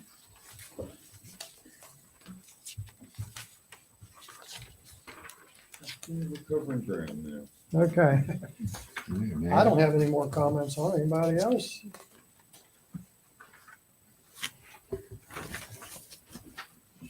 The rest of it's pretty straightforward, I think. Going once? Sold. The gentleman in the, What's that, Francois? show to the gentleman in the white. Yes. All right, Peter, you got all that? Well, you make it long and you get fewer comments. Now I know how to do this. That's the secret. All right. Now I understand the law better. So, Mr. Carpenter, that's why you're not writing any more ordinances. They're too simple. okay. I like short declarative We will sentences. continue to work on those before bringing them up again to the any kind of joint meeting. The item number 4B, the amendment to the commercial solar facilities, I think that's done. We don't really need to talk about that. And that's going to be on the board's agenda, I'm assuming. Yes, sir. Okay. Mr. Chairman, Yes. the one thing that Mr. Gregg recommended that isn't printed here, the last sentence of Are of we number going back 4. to the chapter 4? I'm going back to the zoning ordinance, the zoning amendment. No, chapter 4 thing we just got through talking about? 1419.3, Okay. the solar. Okay. Oh, Back to solar, okay. Isn't that what we were just talking about, or did I no, I'm sorry. doze through something? I didn't- Because I'm really tired right now, I tell you. Ooh. Sorry, Faye. No, the last sentence of number 4, it's just the shall part. Which is Fin- changed. Well, but I mean, yes, but I mean, if we get ready to get to this point, that word should be fencing shall be designed instead of should, that's all. Just make that a requirement. I thought we had that changed. Well, I thought we did too, but it's printed here as should, that's all I'm Okay, saying. do not, I think that was changed. It should have been, so Ligon, Look, you have a copy of what I had said previously. I did not bring it. Get that. I didn't think it's going to be an issue. I don't have any problem with that, everything else is fine, the county shall require, that's fine, all that language, that was approved I'm by, sure that change was made in the current. okay, one. just so long as we have shall, Everybody. there, that's all I was saying. Okay. If the one that I sent you does not have that, let me know. In Is case that I forget to go back and look. Okay. And Ligon needs to make sure if he's printing them along the way. Mr. Chairman? Yes. Which was that? Is that item 4? Last one. Was that D4? Yes, Yeah, the the last one should just be shall. perimeter, It does not read that way down? Yeah. It does. This is shall be. Okay. So the Yes. change was made. good. Yeah, very good. Thank you, Jay. Mr. Webb, you had something here about considering, considerations regarding adoption of urban development area as requested by the town of Madison. You want to fill us in on that? So we had a meeting of Jonathan, Clay, you weren't there? I think that, yep, Tracy, county, the town attorney and the mayor. So I wrote some text there. It was actually, I could not get it to stand out against the background, but I just want you to, this came from the town of Benton talking about UDA. Then the inset is actually, that little white block is actually the growth area around the town of Madison. Essentially, if you have a UDA, it's coordinated between a town and a county. It's just pretty much just an area that's suitable for residential and to a certain extent commercial growth. We kind of already have that in our comp plan. A UDA would be a little more focused area, which I think the kind of the Fishback Road corridor, all that sort of would be, since that's all zoned residential, would be maybe a more focused area. And at least from what the mayor of Madison and Mr. Their town attorney, Sykes. I was going to say Maynard Keynes, Maynard side. They seem to sort of think that being in this UDA with the county helps them potentially have more competitiveness for applications. They want to do some sidewalks, and I guess it helps with their applications for VDOT funding. So that was sort of their rationale behind it. I've seen this over the years. It's been around. I think this came in the code back in 15 or maybe even earlier, the state code. I don't think it hurts to have a UDA. I mean, like I said, we essentially already have identified a growth area. If it helps them, I don't see any issue with it. It would require amending the comp plan and adding a UDA map. It'd just be a little more specific focused map than maybe what we have in our comp plan. If that's an exercise, the planning commission, ultimately the board, think it's worth us pursuing, just doing amendment and showing this map. If they want to maybe come, maybe the mayor or maybe the attorney could come and just give us a specific example what it would maybe help them be eligible for. So that would maybe be useful. Otherwise, rural areas aren't rushing to make UDAs. We don't have one in Luray. We probably, we talked about it a little bit. We do have a growth sort of map like we have. So if we want to call it a UDA with the county over there, we could, but we don't. But so, am I making any sense at all?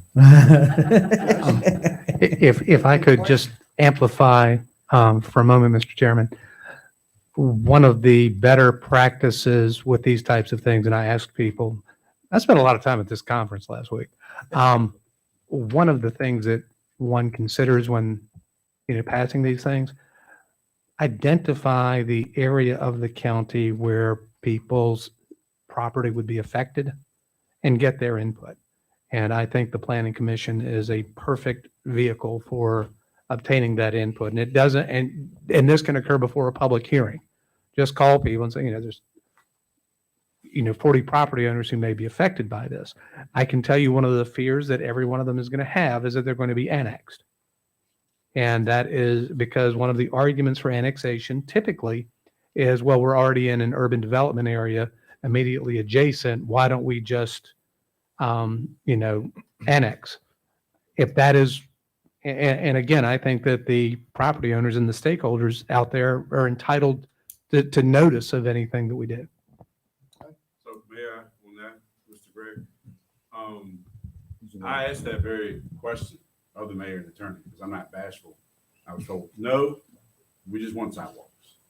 Well, if sidewalks go outside, we have to maintain them anyway. But that was their main purpose, was to be able to obtain grant funds for purposes such as sidewalks.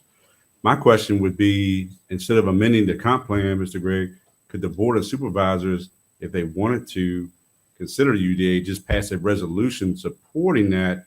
Would that be enough versus amending the comp plan? Because I had the same concern as you. You amend the comp plan, it could lead down to other things, i.e. annexation. Sitting here, I don't have the answer to that question, but I can certainly report back. Okay, but to do what is being proposed here, if we did the comp plan, the Planning Commission would be tasked with making a recommendation on that part of it and identifying those areas. Mr. Gregg could probably speak clear, but I believe, yes, sir, you would propose an amendment to the comp plan, which would have to go through a public hearing. Right. Mr. Okay. Gregg would probably be more prone to add comment. Would this require any type of ordinance change, new ordinance? Yeah, I mean, I wrote the state, I put the state code sections in there. Right. I don't believe it does. I think it's really just the map. I mean, I even kind of drew up, I didn't include it in this, but I actually drew up a little map that kind of showed a little more. And again, we kind of already have something. Is that better?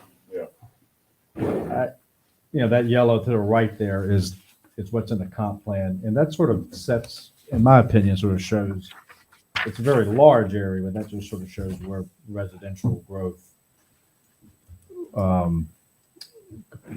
would potentially go if there wasn't a significant risk. This would just be a little more of a focused area than say what that map shows. So, Mr. Webb, is it safe to say to the left of the yellow is that what is currently town, and then the yellow could be Yeah. areas within the county? Yeah, the yellow is pretty much all the county. Okay. And the town is just a really small, It's that bottom left quadrant. that's Yeah. Orange. that's right. It's a small section. No, actually, I think the town's kind of in the center of all that. I think it's like the red dot. Yeah. Yeah, yeah. Yeah, it's like from the blue dot to the red dot. So I, I mean, I think a good approach is to get them in and tell us a little more specifics about what, if this is, by doing this really helps the town, and I mean, how many grants are they, planning on applying for? So, I'm just trying to figure out what the process is to do yeah, this. to do a comp plan amendment would just simply be sort of like any advertisement. It would just be again, you wouldn't be required to, in this case, contact every property owner, but it would be a public hearing. We're going to change this. We're going to focus our growth area that we've identified to a little more focused area, to a UDA, as allowed by the state code. And we're doing it so the town can be more competitive and things like that. So, Okay. Ligon, do you? and this kind of goes into the next couple of, well, at least the next item on the agenda. But I'll sit back for a second. Yeah. Uh, Ligon, do you know how much research the town has done on this already? I mean, have they done this official estimate of the Weldon Cooper Center for Public Service as far as the future growth? I'm not sure. I don't know. That's why it might be good just to have. It sounds, like a nice idea, but they're talking about a 10 to 20, no more than 20-year growth period, which in Madison usually means negative numbers. Right. So Right. I'm wondering, other than the sidewalk grants, maybe, what is their intention here? And have they done any research on this? What they have to do? And when I think of UDA, I usually think of like Fredericksburg and Spotsylvania County. We have a lot of growth, and they're trying to identify areas that potentially water, sewer, the county and cities maybe would logically expand to. So it really, again, I think it's a good point. Is it just about getting an application for sidewalks? No, it is not. It is not part of sidewalks. It's frustrating me. It's driving me nuts up here. If we're including Madison County in this, not just the town, the emphasis cannot be on solely sidewalks. We are hoping that it will open up the door with opportunity, not just sidewalk grants, but other potential grants, both in the private and the public sector, that potentially could make the town a little more vibrant and this area that Ligon has identified. And especially in relation to some of our, one of the guys that came in, Cardi had come and talked to us at the last one, the VHDA. And they have programs. So I would think if we were to implement the UDA and then have some of this VHDA, and we're focusing on a different area to start that program, there is the potential that there really could be some serious enhancements for Madison County, not just sidewalks. So I think if I Seems may, crazy. if I may speak on that, because the follow-up to this was from the town's request. So if the desire is to go beyond that, as indicated in the map, we sure can do that. I would ask the focus. Alan, can you zoom in the far left Virginia UDA requirements under bold item 3? It talks about following density requirements are for jurisdictions with less than 130,000 people population. That is us. But those 4 bullet points are 4 single-family residents per acre, 6 townhouses per acre, 12 apartment condos per acre, flood area ratio of at least 0.4 per acre. So it's about growth. If you're going to put that type of activity in that area, not saying you wouldn't. As Ligon is getting ready to mention, that kind of segues into one of your anticipated. I believe it's going to be 5A when Mr. Moscow decides to take that up. So it's all on what you want, just define it for us, for staff. But you are right, sir, if we're looking to expand it beyond the town and looking for the county, then those are kind of what I see the bullet points under number 3 that we would focus in on. All right. Mr. Carpenter? So this UDA starts with the town application, but then the county can, I mean, it's, everything here is talking about town.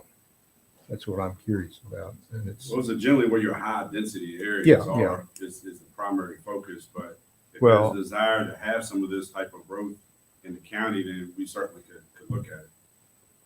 That's where a comprehensive plan, the map itself would kind of drive where you want to see growth. If you remember in your map, you'll have conservation areas, you'll have business, you'll have a lot of things listed in the maps within the comprehensive plan. so what we're looking at is kind of correlating a comprehensive plan with this UDA. Because the way I read this, the UDA is something the town does. Well, this is town, that came from a town event, actually, this little flyer, so they're probably talking in the sense of their town, but So an urban development area, it can be in the county, it Can can be be a anything. shared county sort of. who does, Yeah. who does the application to be It is your urban development area? Is not in there. Yeah, just, let me give you all a little information on this as well. I talked to the mayor right before I came down here tonight. And because I saw that also UDAs must be identified in the town comprehensive plan. Their comprehensive plan is done. It was done a year ago. They finished it, but it is not in there. So they got to mod there. They got to amend their comp plan to get it in theirs as well at this point. So Do you have a person other than the mayor that would be doing this? their planning commission, I don't know. Maynard, the attorney, would probably do a lot of the heavy lifting on this. Maynard site. Well, we were just thinking if we need to talk to somebody in the town, coordinate this, who would we talk to? Their town attorney is the one that's the most well-versed, who did probably 95% of the communication in our meeting. Okay. All right, Let's Mr. see. Carpenter, if you would, click on this project. I shouldn't have said anything. Proposing this, you asked all the good questions. Proposing an amendment to the comprehensive plan to bring this urban development aspect to fruition. The recommendations to the board of supervisors. And if we need to go talk to the county attorney, we'll do that. Can you say that over here? We will make this as part of the amendment to the comprehensive plan. Yeah.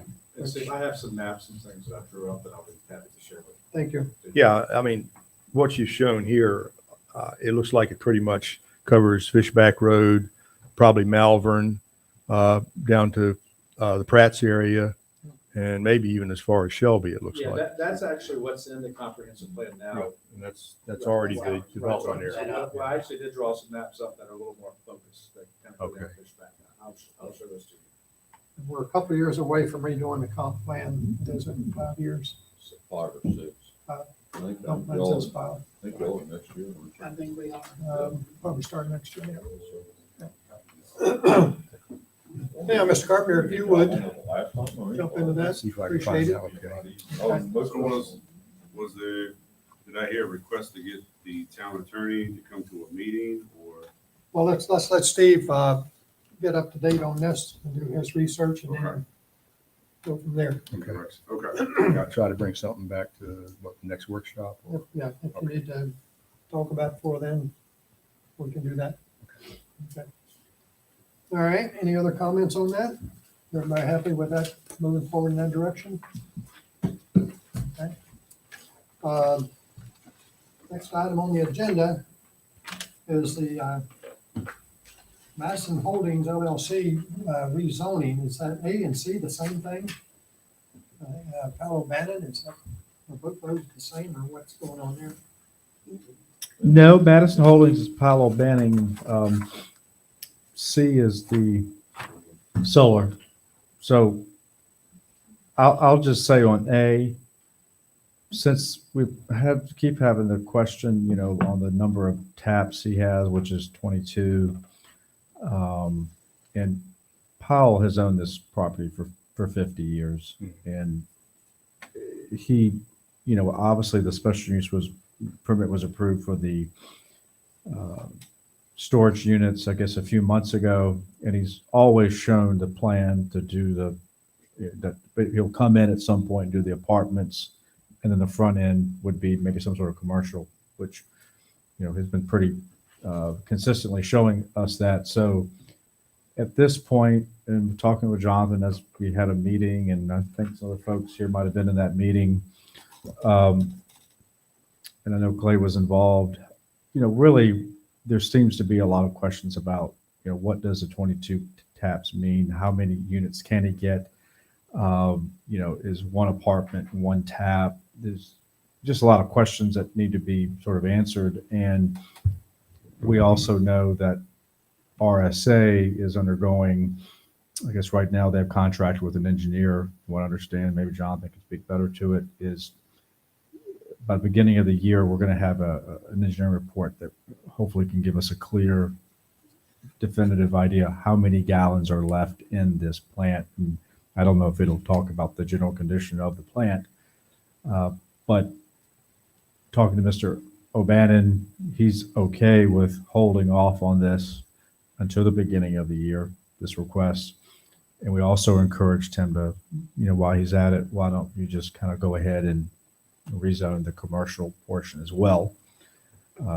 So doing, one piece, coming back to another piece, we could kind of get an idea what he wants to do. One thing I will say about Mr. Bannon working on the apartments, I've always been pretty outgoing, vocal, at least putting the sewer capacity and all that question aside. So just from a land planning standpoint and layout, how he could do it, he's willing to expand that footprint of the apartment 5 acres or 5.5 acres up to 6 acres and try to get a layout where he can incorporate some green space. And I think that's good. He's, like I said, he's been willing to totally entertain that. Now at the rezoning, if we will have an exact, an exact layout is still kind of to be determined, but we know at the site plan, if it comes back with the site plan, that we can really kind of fine tune it and look at the layout. But all of this, in order to make it possible, it goes back to that water and sewer. UDA, Fishback Road, development, all of it, we need to know. So I think from our perspective, from planning, and just need to know where is that plan at.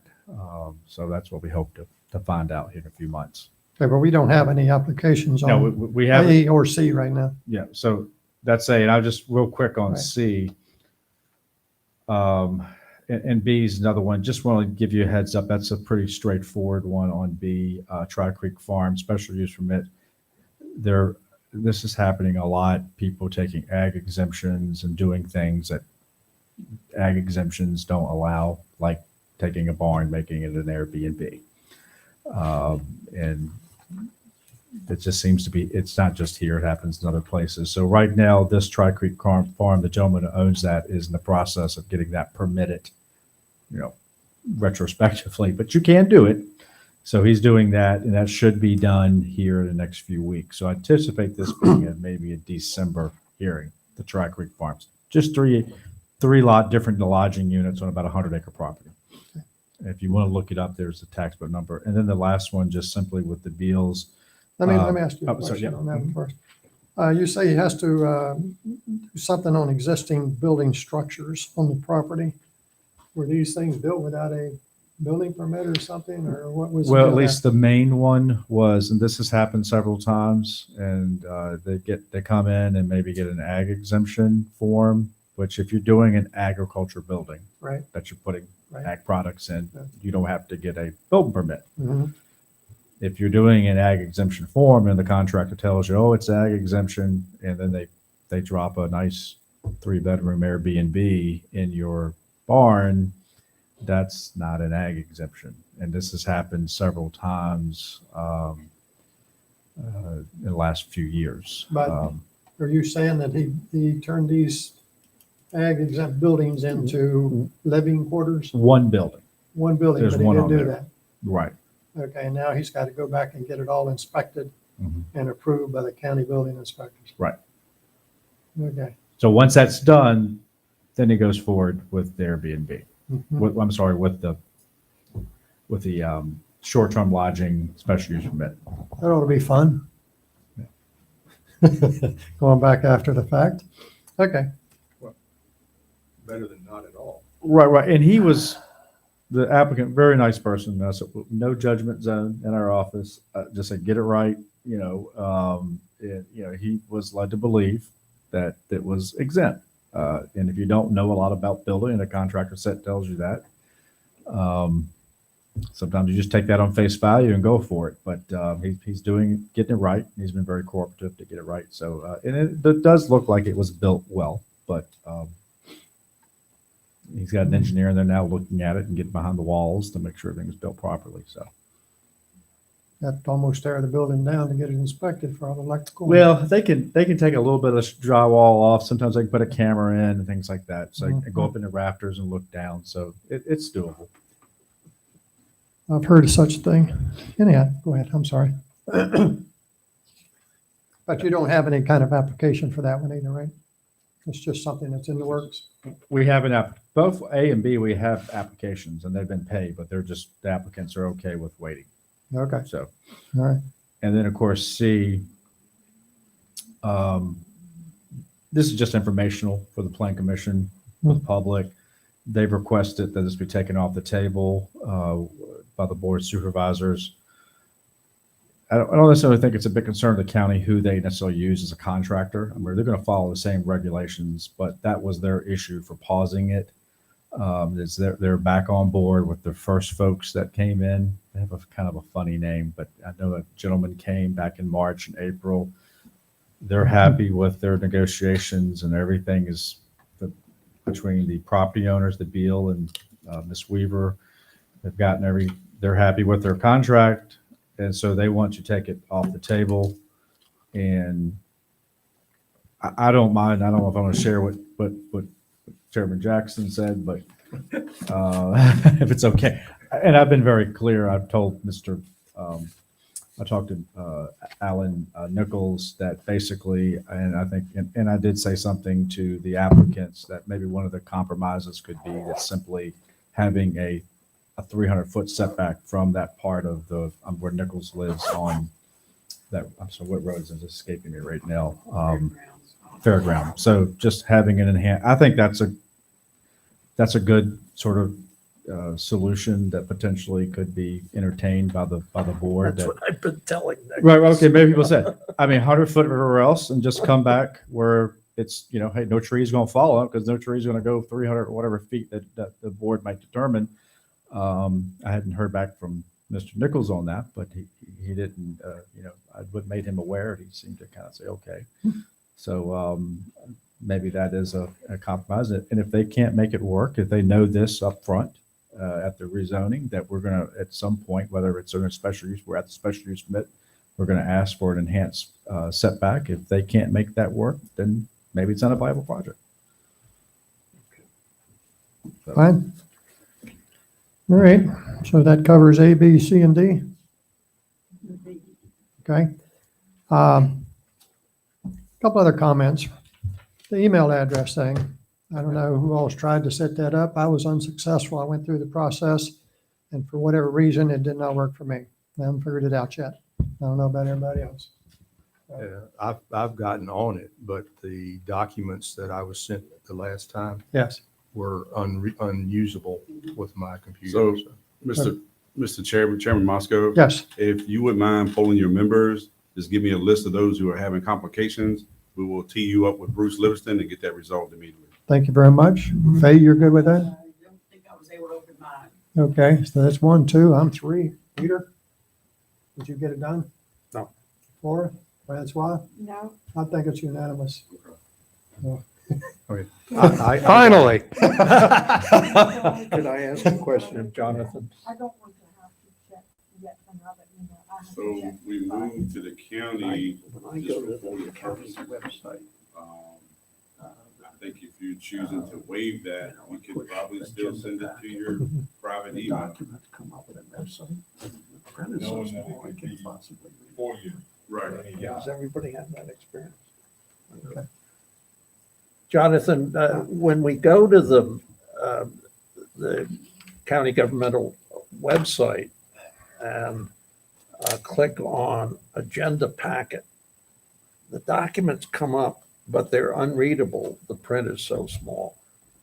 We've got to make full-size documents on that, or it's just, or there's no point in having it. Sure. You can actually go to the magnifying and then you can up the size. I sure have tried and it hadn't worked. Right at the very top, there should be Well, that works for me. So That works. that's what I've been doing. I don't know. Okay, but you're gonna get with Mr. I'll Lennoxon? talk with Bruce. If someone happens to be, I don't know what device you use, or your own tablet, if you want somebody to stop by to show an example, Mhm. that might help them identify. I don't know if you were probably migrated to Microsoft 365 like the rest of the county, so there could be some funky stuff going on there. He had to resolve that for many other departments. So I'll check with him first. If he needs a sample, I'll reach out to you and try to get someone Okay. from the commission to bring that in. All right, but sounds like everybody's struggling. I did. I couldn't get going. I talked to Bruce, but we never did get together and iron that out. But thank you. Yes, sir. Okay. Moving on. We do not have a solar fee application in the county. Is that correct? Okay. Faye, if you would propose one, it doesn't, $1,000, whatever, just to move us along. It can always be amended later. Maybe just make a recommendation to the board of supervisors. And we can put that on the agenda if you would do that. Right. Also, okay, Who is in the county, right now, we have a fee schedule on our website. Right. Now, who do I see to clarify a couple of things? Mr. Webb or myself. All right, I'll be in. okay. Thank you. Also, someone mentioned the other day that there is a solar revenue sharing part of the county code 58.1-2636. Is that correct? It's actually part of the state code. And what it does, one of the topics that has come up with applications or potential applications is what is the revenue stream for the county if something's passed? Mhm. And there is a way for the county to recover some revenue. And I sent an email, I believe to you, Mr. Moscow, if I'm not mistaken, that indicated that there is a way for us to do this if we pass an ordinance. I believe Mr. Webb also indicated that he has a draft ordinance. I also have a draft ordinance, and there's no pride of authorship so far as I'm concerned. But if that is something the county wants to consider, now it has to be typically weighed against the issue of, what you can charge in terms of what their assets are. The difficulty with basing it on the assets, they will insist on depreciating their assets. There have been a number of cases, at least in Orange County, where that was a hotly litigated issue about 15 to 20 years ago. The advantage of basing it on the kilowatt hour is they don't really depreciate. And so it's more difficult to litigate. The other side of that, as I understand from Mr. Webb, is on the front end of these things, you typically earn more money from the tax that is on the machinery and tools tax. Thank you. Right, the state code does say a lot about a whole bunch of things, which somebody, like I've said before, more whatever than I am about. See that solar, electrical, including up there? That's commercial. That's commercial. Well, this is commercial that we're looking at. Yes, ma'am. So why do we need something else? I don't know. That's why I just discovered. So- That's what I saw Yes, ma'am. earlier. See see it right there, solar, electrical included? And that may be, without looking at the minutes, Faye, it may be what was amended. There was approval on July 2021. I'd have to check to see what that was, but it's possible. Yeah, we didn't have anything to do with that. But getting back to the, Well, that must be a new version. I don't have one. showed that. That's why I brought it up. So But I you don't- have a fee at this time. Is that correct? It's under commercial, That would be a commercial. It would be That's all commercial. we're talking about. so I mean, that's what it's listed as. Okay. So is that what the board intended? Was that's what you all would be assessing for the commercial solar facility? And that is for the application.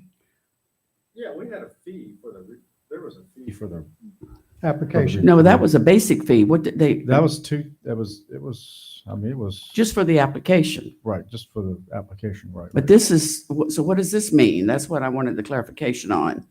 Go back up. What's that? What is that title under? New construction and remodel under commercial. Uh-huh, Oh, this is okay. okay. Residential solar. No, this Oh, is commercial. No, it couldn't No, this is be. commercial, because there is a residential right here. This is commercial. Right here. That was my confusion because I knew that was there. New construction, It's listed as commercial. $6 per Okay. 1,000 estimated cost. Yeah, that must be for the pulling the permit. So Yeah, the, the building permit, right? so That's a if- building permit, right? okay, so it'd either be under an application or a building permit. Right. Okay, I think we're good then. Okay. Okay. All right. So as I was Did not know that was there. trying to say, I have a really good article that I probably should try to figure out how I could, what parts of it you need to see that somebody explained some time ago who's done these in the county, exactly what each thing means from the state, what they let you do, what they let you do as far as assessed value of the land, et cetera, et cetera, et cetera. They have, the state has a lot of restrictions. But to be sure, my feeling is instead of taking the 1,400, since it's going to be a very small kind of facility, should we go with the machine and tools taxing and the land versus the $1,400 revenue sharing, which is based on your, I think your output per kilowatt, megawatt. I'm simply presenting the opportunities. Right. No, it's Yeah, true. And we need to consider that, but All right, let's do this. Legan, you've already drafted something up? Yeah, if. but only if we're going to do that. go Yeah, that I'll just say, route. if we go to the special use permit phase, then I will put together a model, because the guy from the VACO sent me, and shows the difference between revenue sharing That's and the good. machinery tool. That's good. That's I mean, he gave me a model, just plug in the numbers and. wonderful. That's we'll know- exactly what we we'll know- need. We'll know right there. So just to get this straight in my mind, we're not talking about amending the ordinance to put in a revenue sharing ordinance on these type of facilities. You're talking about Yeah, something so different. in order to do the two options are machinery, land is taxed on both options. And that So has nothing to do the with land planning is taxed. commission So- work. Right, so, Okay. well, not necessarily. If you want to do a revenue sharing, then you need to have a revenue sharing ordinance. Okay, well, that's my question. That's because that's what I was looking at. That's what Mr. Gregg sent. So, We need to decide which way to go. We gotta go. We need to decide which way is the most beneficial for us, which gives us the most money. all right. Well, So once you you're do stuck the special with use permit. revenue, you get an increase every, that's it. But you need You're to stuck have with one or the both other. at once. Okay. Doesn't it have to be, here, we're circling back to grandfathering. Don't we need to have this thing in place prior to them Yeah. engaging? Um, And that also probably, definitely, not probably, includes a solar application fee. Well, And as far as special use, I think we could adopt, if they move forward with the special use, we could adopt a solar ordinance concurrently with, could have two separate hearings, special use and a solar ordinance could happen. And just for clarity purposes, through the special use permit process, we can identify whether or not we would go with the revenue sharing component or the machinery tools. Absolutely. So that could change from project to project. This project, we might want to go revenue share, the next one, we might go with machinery. No, I think the state says that you have to, if you choose revenue sharing, every other facility of this type would be revenue sharing, I think. That's Okay, I'll what have to the check state that. says. Ms. Utz, if you have an article that says that, I'd be I very think interested in well, I seeing just that. went to the state code. It's very Okay. simple. It's not very, but now my question is this. So Ligon, when the Beals applied for their special use permit, you assessed a fee and they gave you a check. That fee was based on what? Yeah, it was rezoning plus The rezoning, the rezoning fee was just based on. our the- basic rezoning. Yeah. Okay, so then we want to clarify more. What other fees do we need as they move forward? Somebody needs to tell me I for believe it sure. would be fees associated with special use permits for industrial grade solar. And we don't have anything like that. And that's, as I understand it, what the planning commission was going to explore. Okay, and the other thing that we did put in our ordinance was that if there were additional, so much is required to be paid for by the person who's putting in the solar, okay? If there are additional people for us, like we have to hire extra people, they pay. It's very specific about, so it doesn't cost the county extra money on a whole lot as we go down the road, like the regular inspections and everything. Yeah, well, when we get to special use, believe me, it will be thorough. And one of the things that we'll probably, I would recommend. So we putting don't in need there- fees for that right now. Yeah, I would say special use, it's probably customary talking to Jamie that they would pay for a third-party inspector. We said they would. So, right. so all of that really, I think is already taken care of, the extra costs and We do whatever. not have a special use application fee for this. So Is that if we correct? need that, we can figure We do that not have out. one, and that's what We have a special use application fee. I mean, We do have a special use, but not for this And what is that? facility.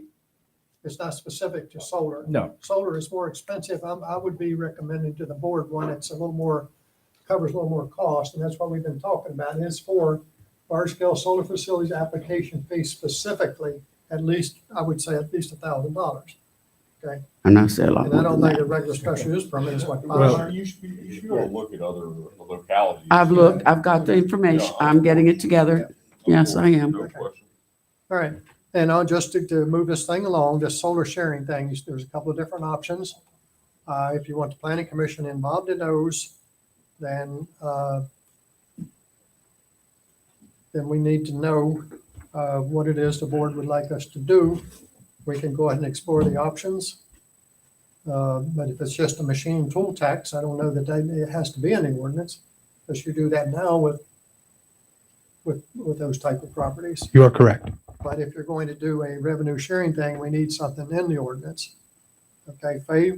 Well, I'll get what Mr. Ligon Webb, would you has send what you have so the planning commission. from Waco And and see where you're going with Waco. that. yeah, I mean, I guess first is to see what happens next Tuesday, and two, when they come in, we can. Well, I don't know that it has anything to do Right, with we- next Tuesday. We're looking in general Okay. here. Well, okay, just generally speaking. Right. Okay, yeah, sure. We're We not- can bring we something don't- in the next work session. So if you can But send- I'll get with you, Ligon, and figure out how we need to put in the difference in the two if you have a comparison. All right, thank you, Faye. All right, my last thing on my agenda is today was a court hearing on the Crescent Ray special use permit. And that went like 2.5 hours. It was very interesting. And the judge has decided that he's going to issue a decision in the next couple of weeks. So that's where that stands right now.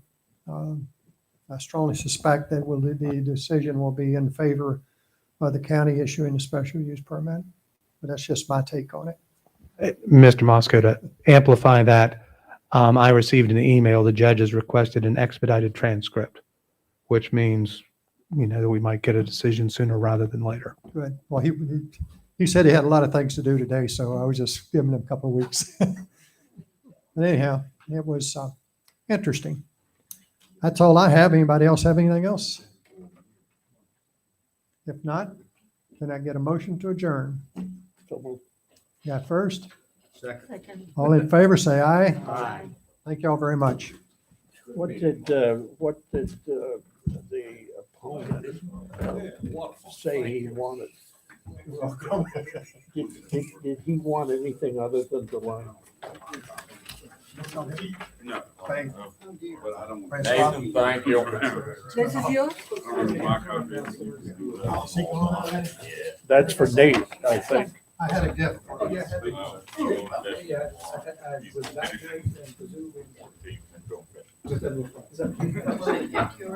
What's that? I'm sorry. What are you saying? What did the opponent want? What was he asking? He was trying to get the whole special use thing from. Deny it or delay it? To deny it. I was trying to do based on the board, did not, what was it? Unreasonable. And that's the other legal term we go for that. I was trying to show that the board did not use good judgment in issuing the special use permit to us. And I do not think he couldn't be successful. That's just my take on it. They benefit, they're Hi, trying to Joe. benefit. Hey, Steve, if you want to bounce ideas off anybody on the UDA, feel free to call me. I knew I should know. But feel free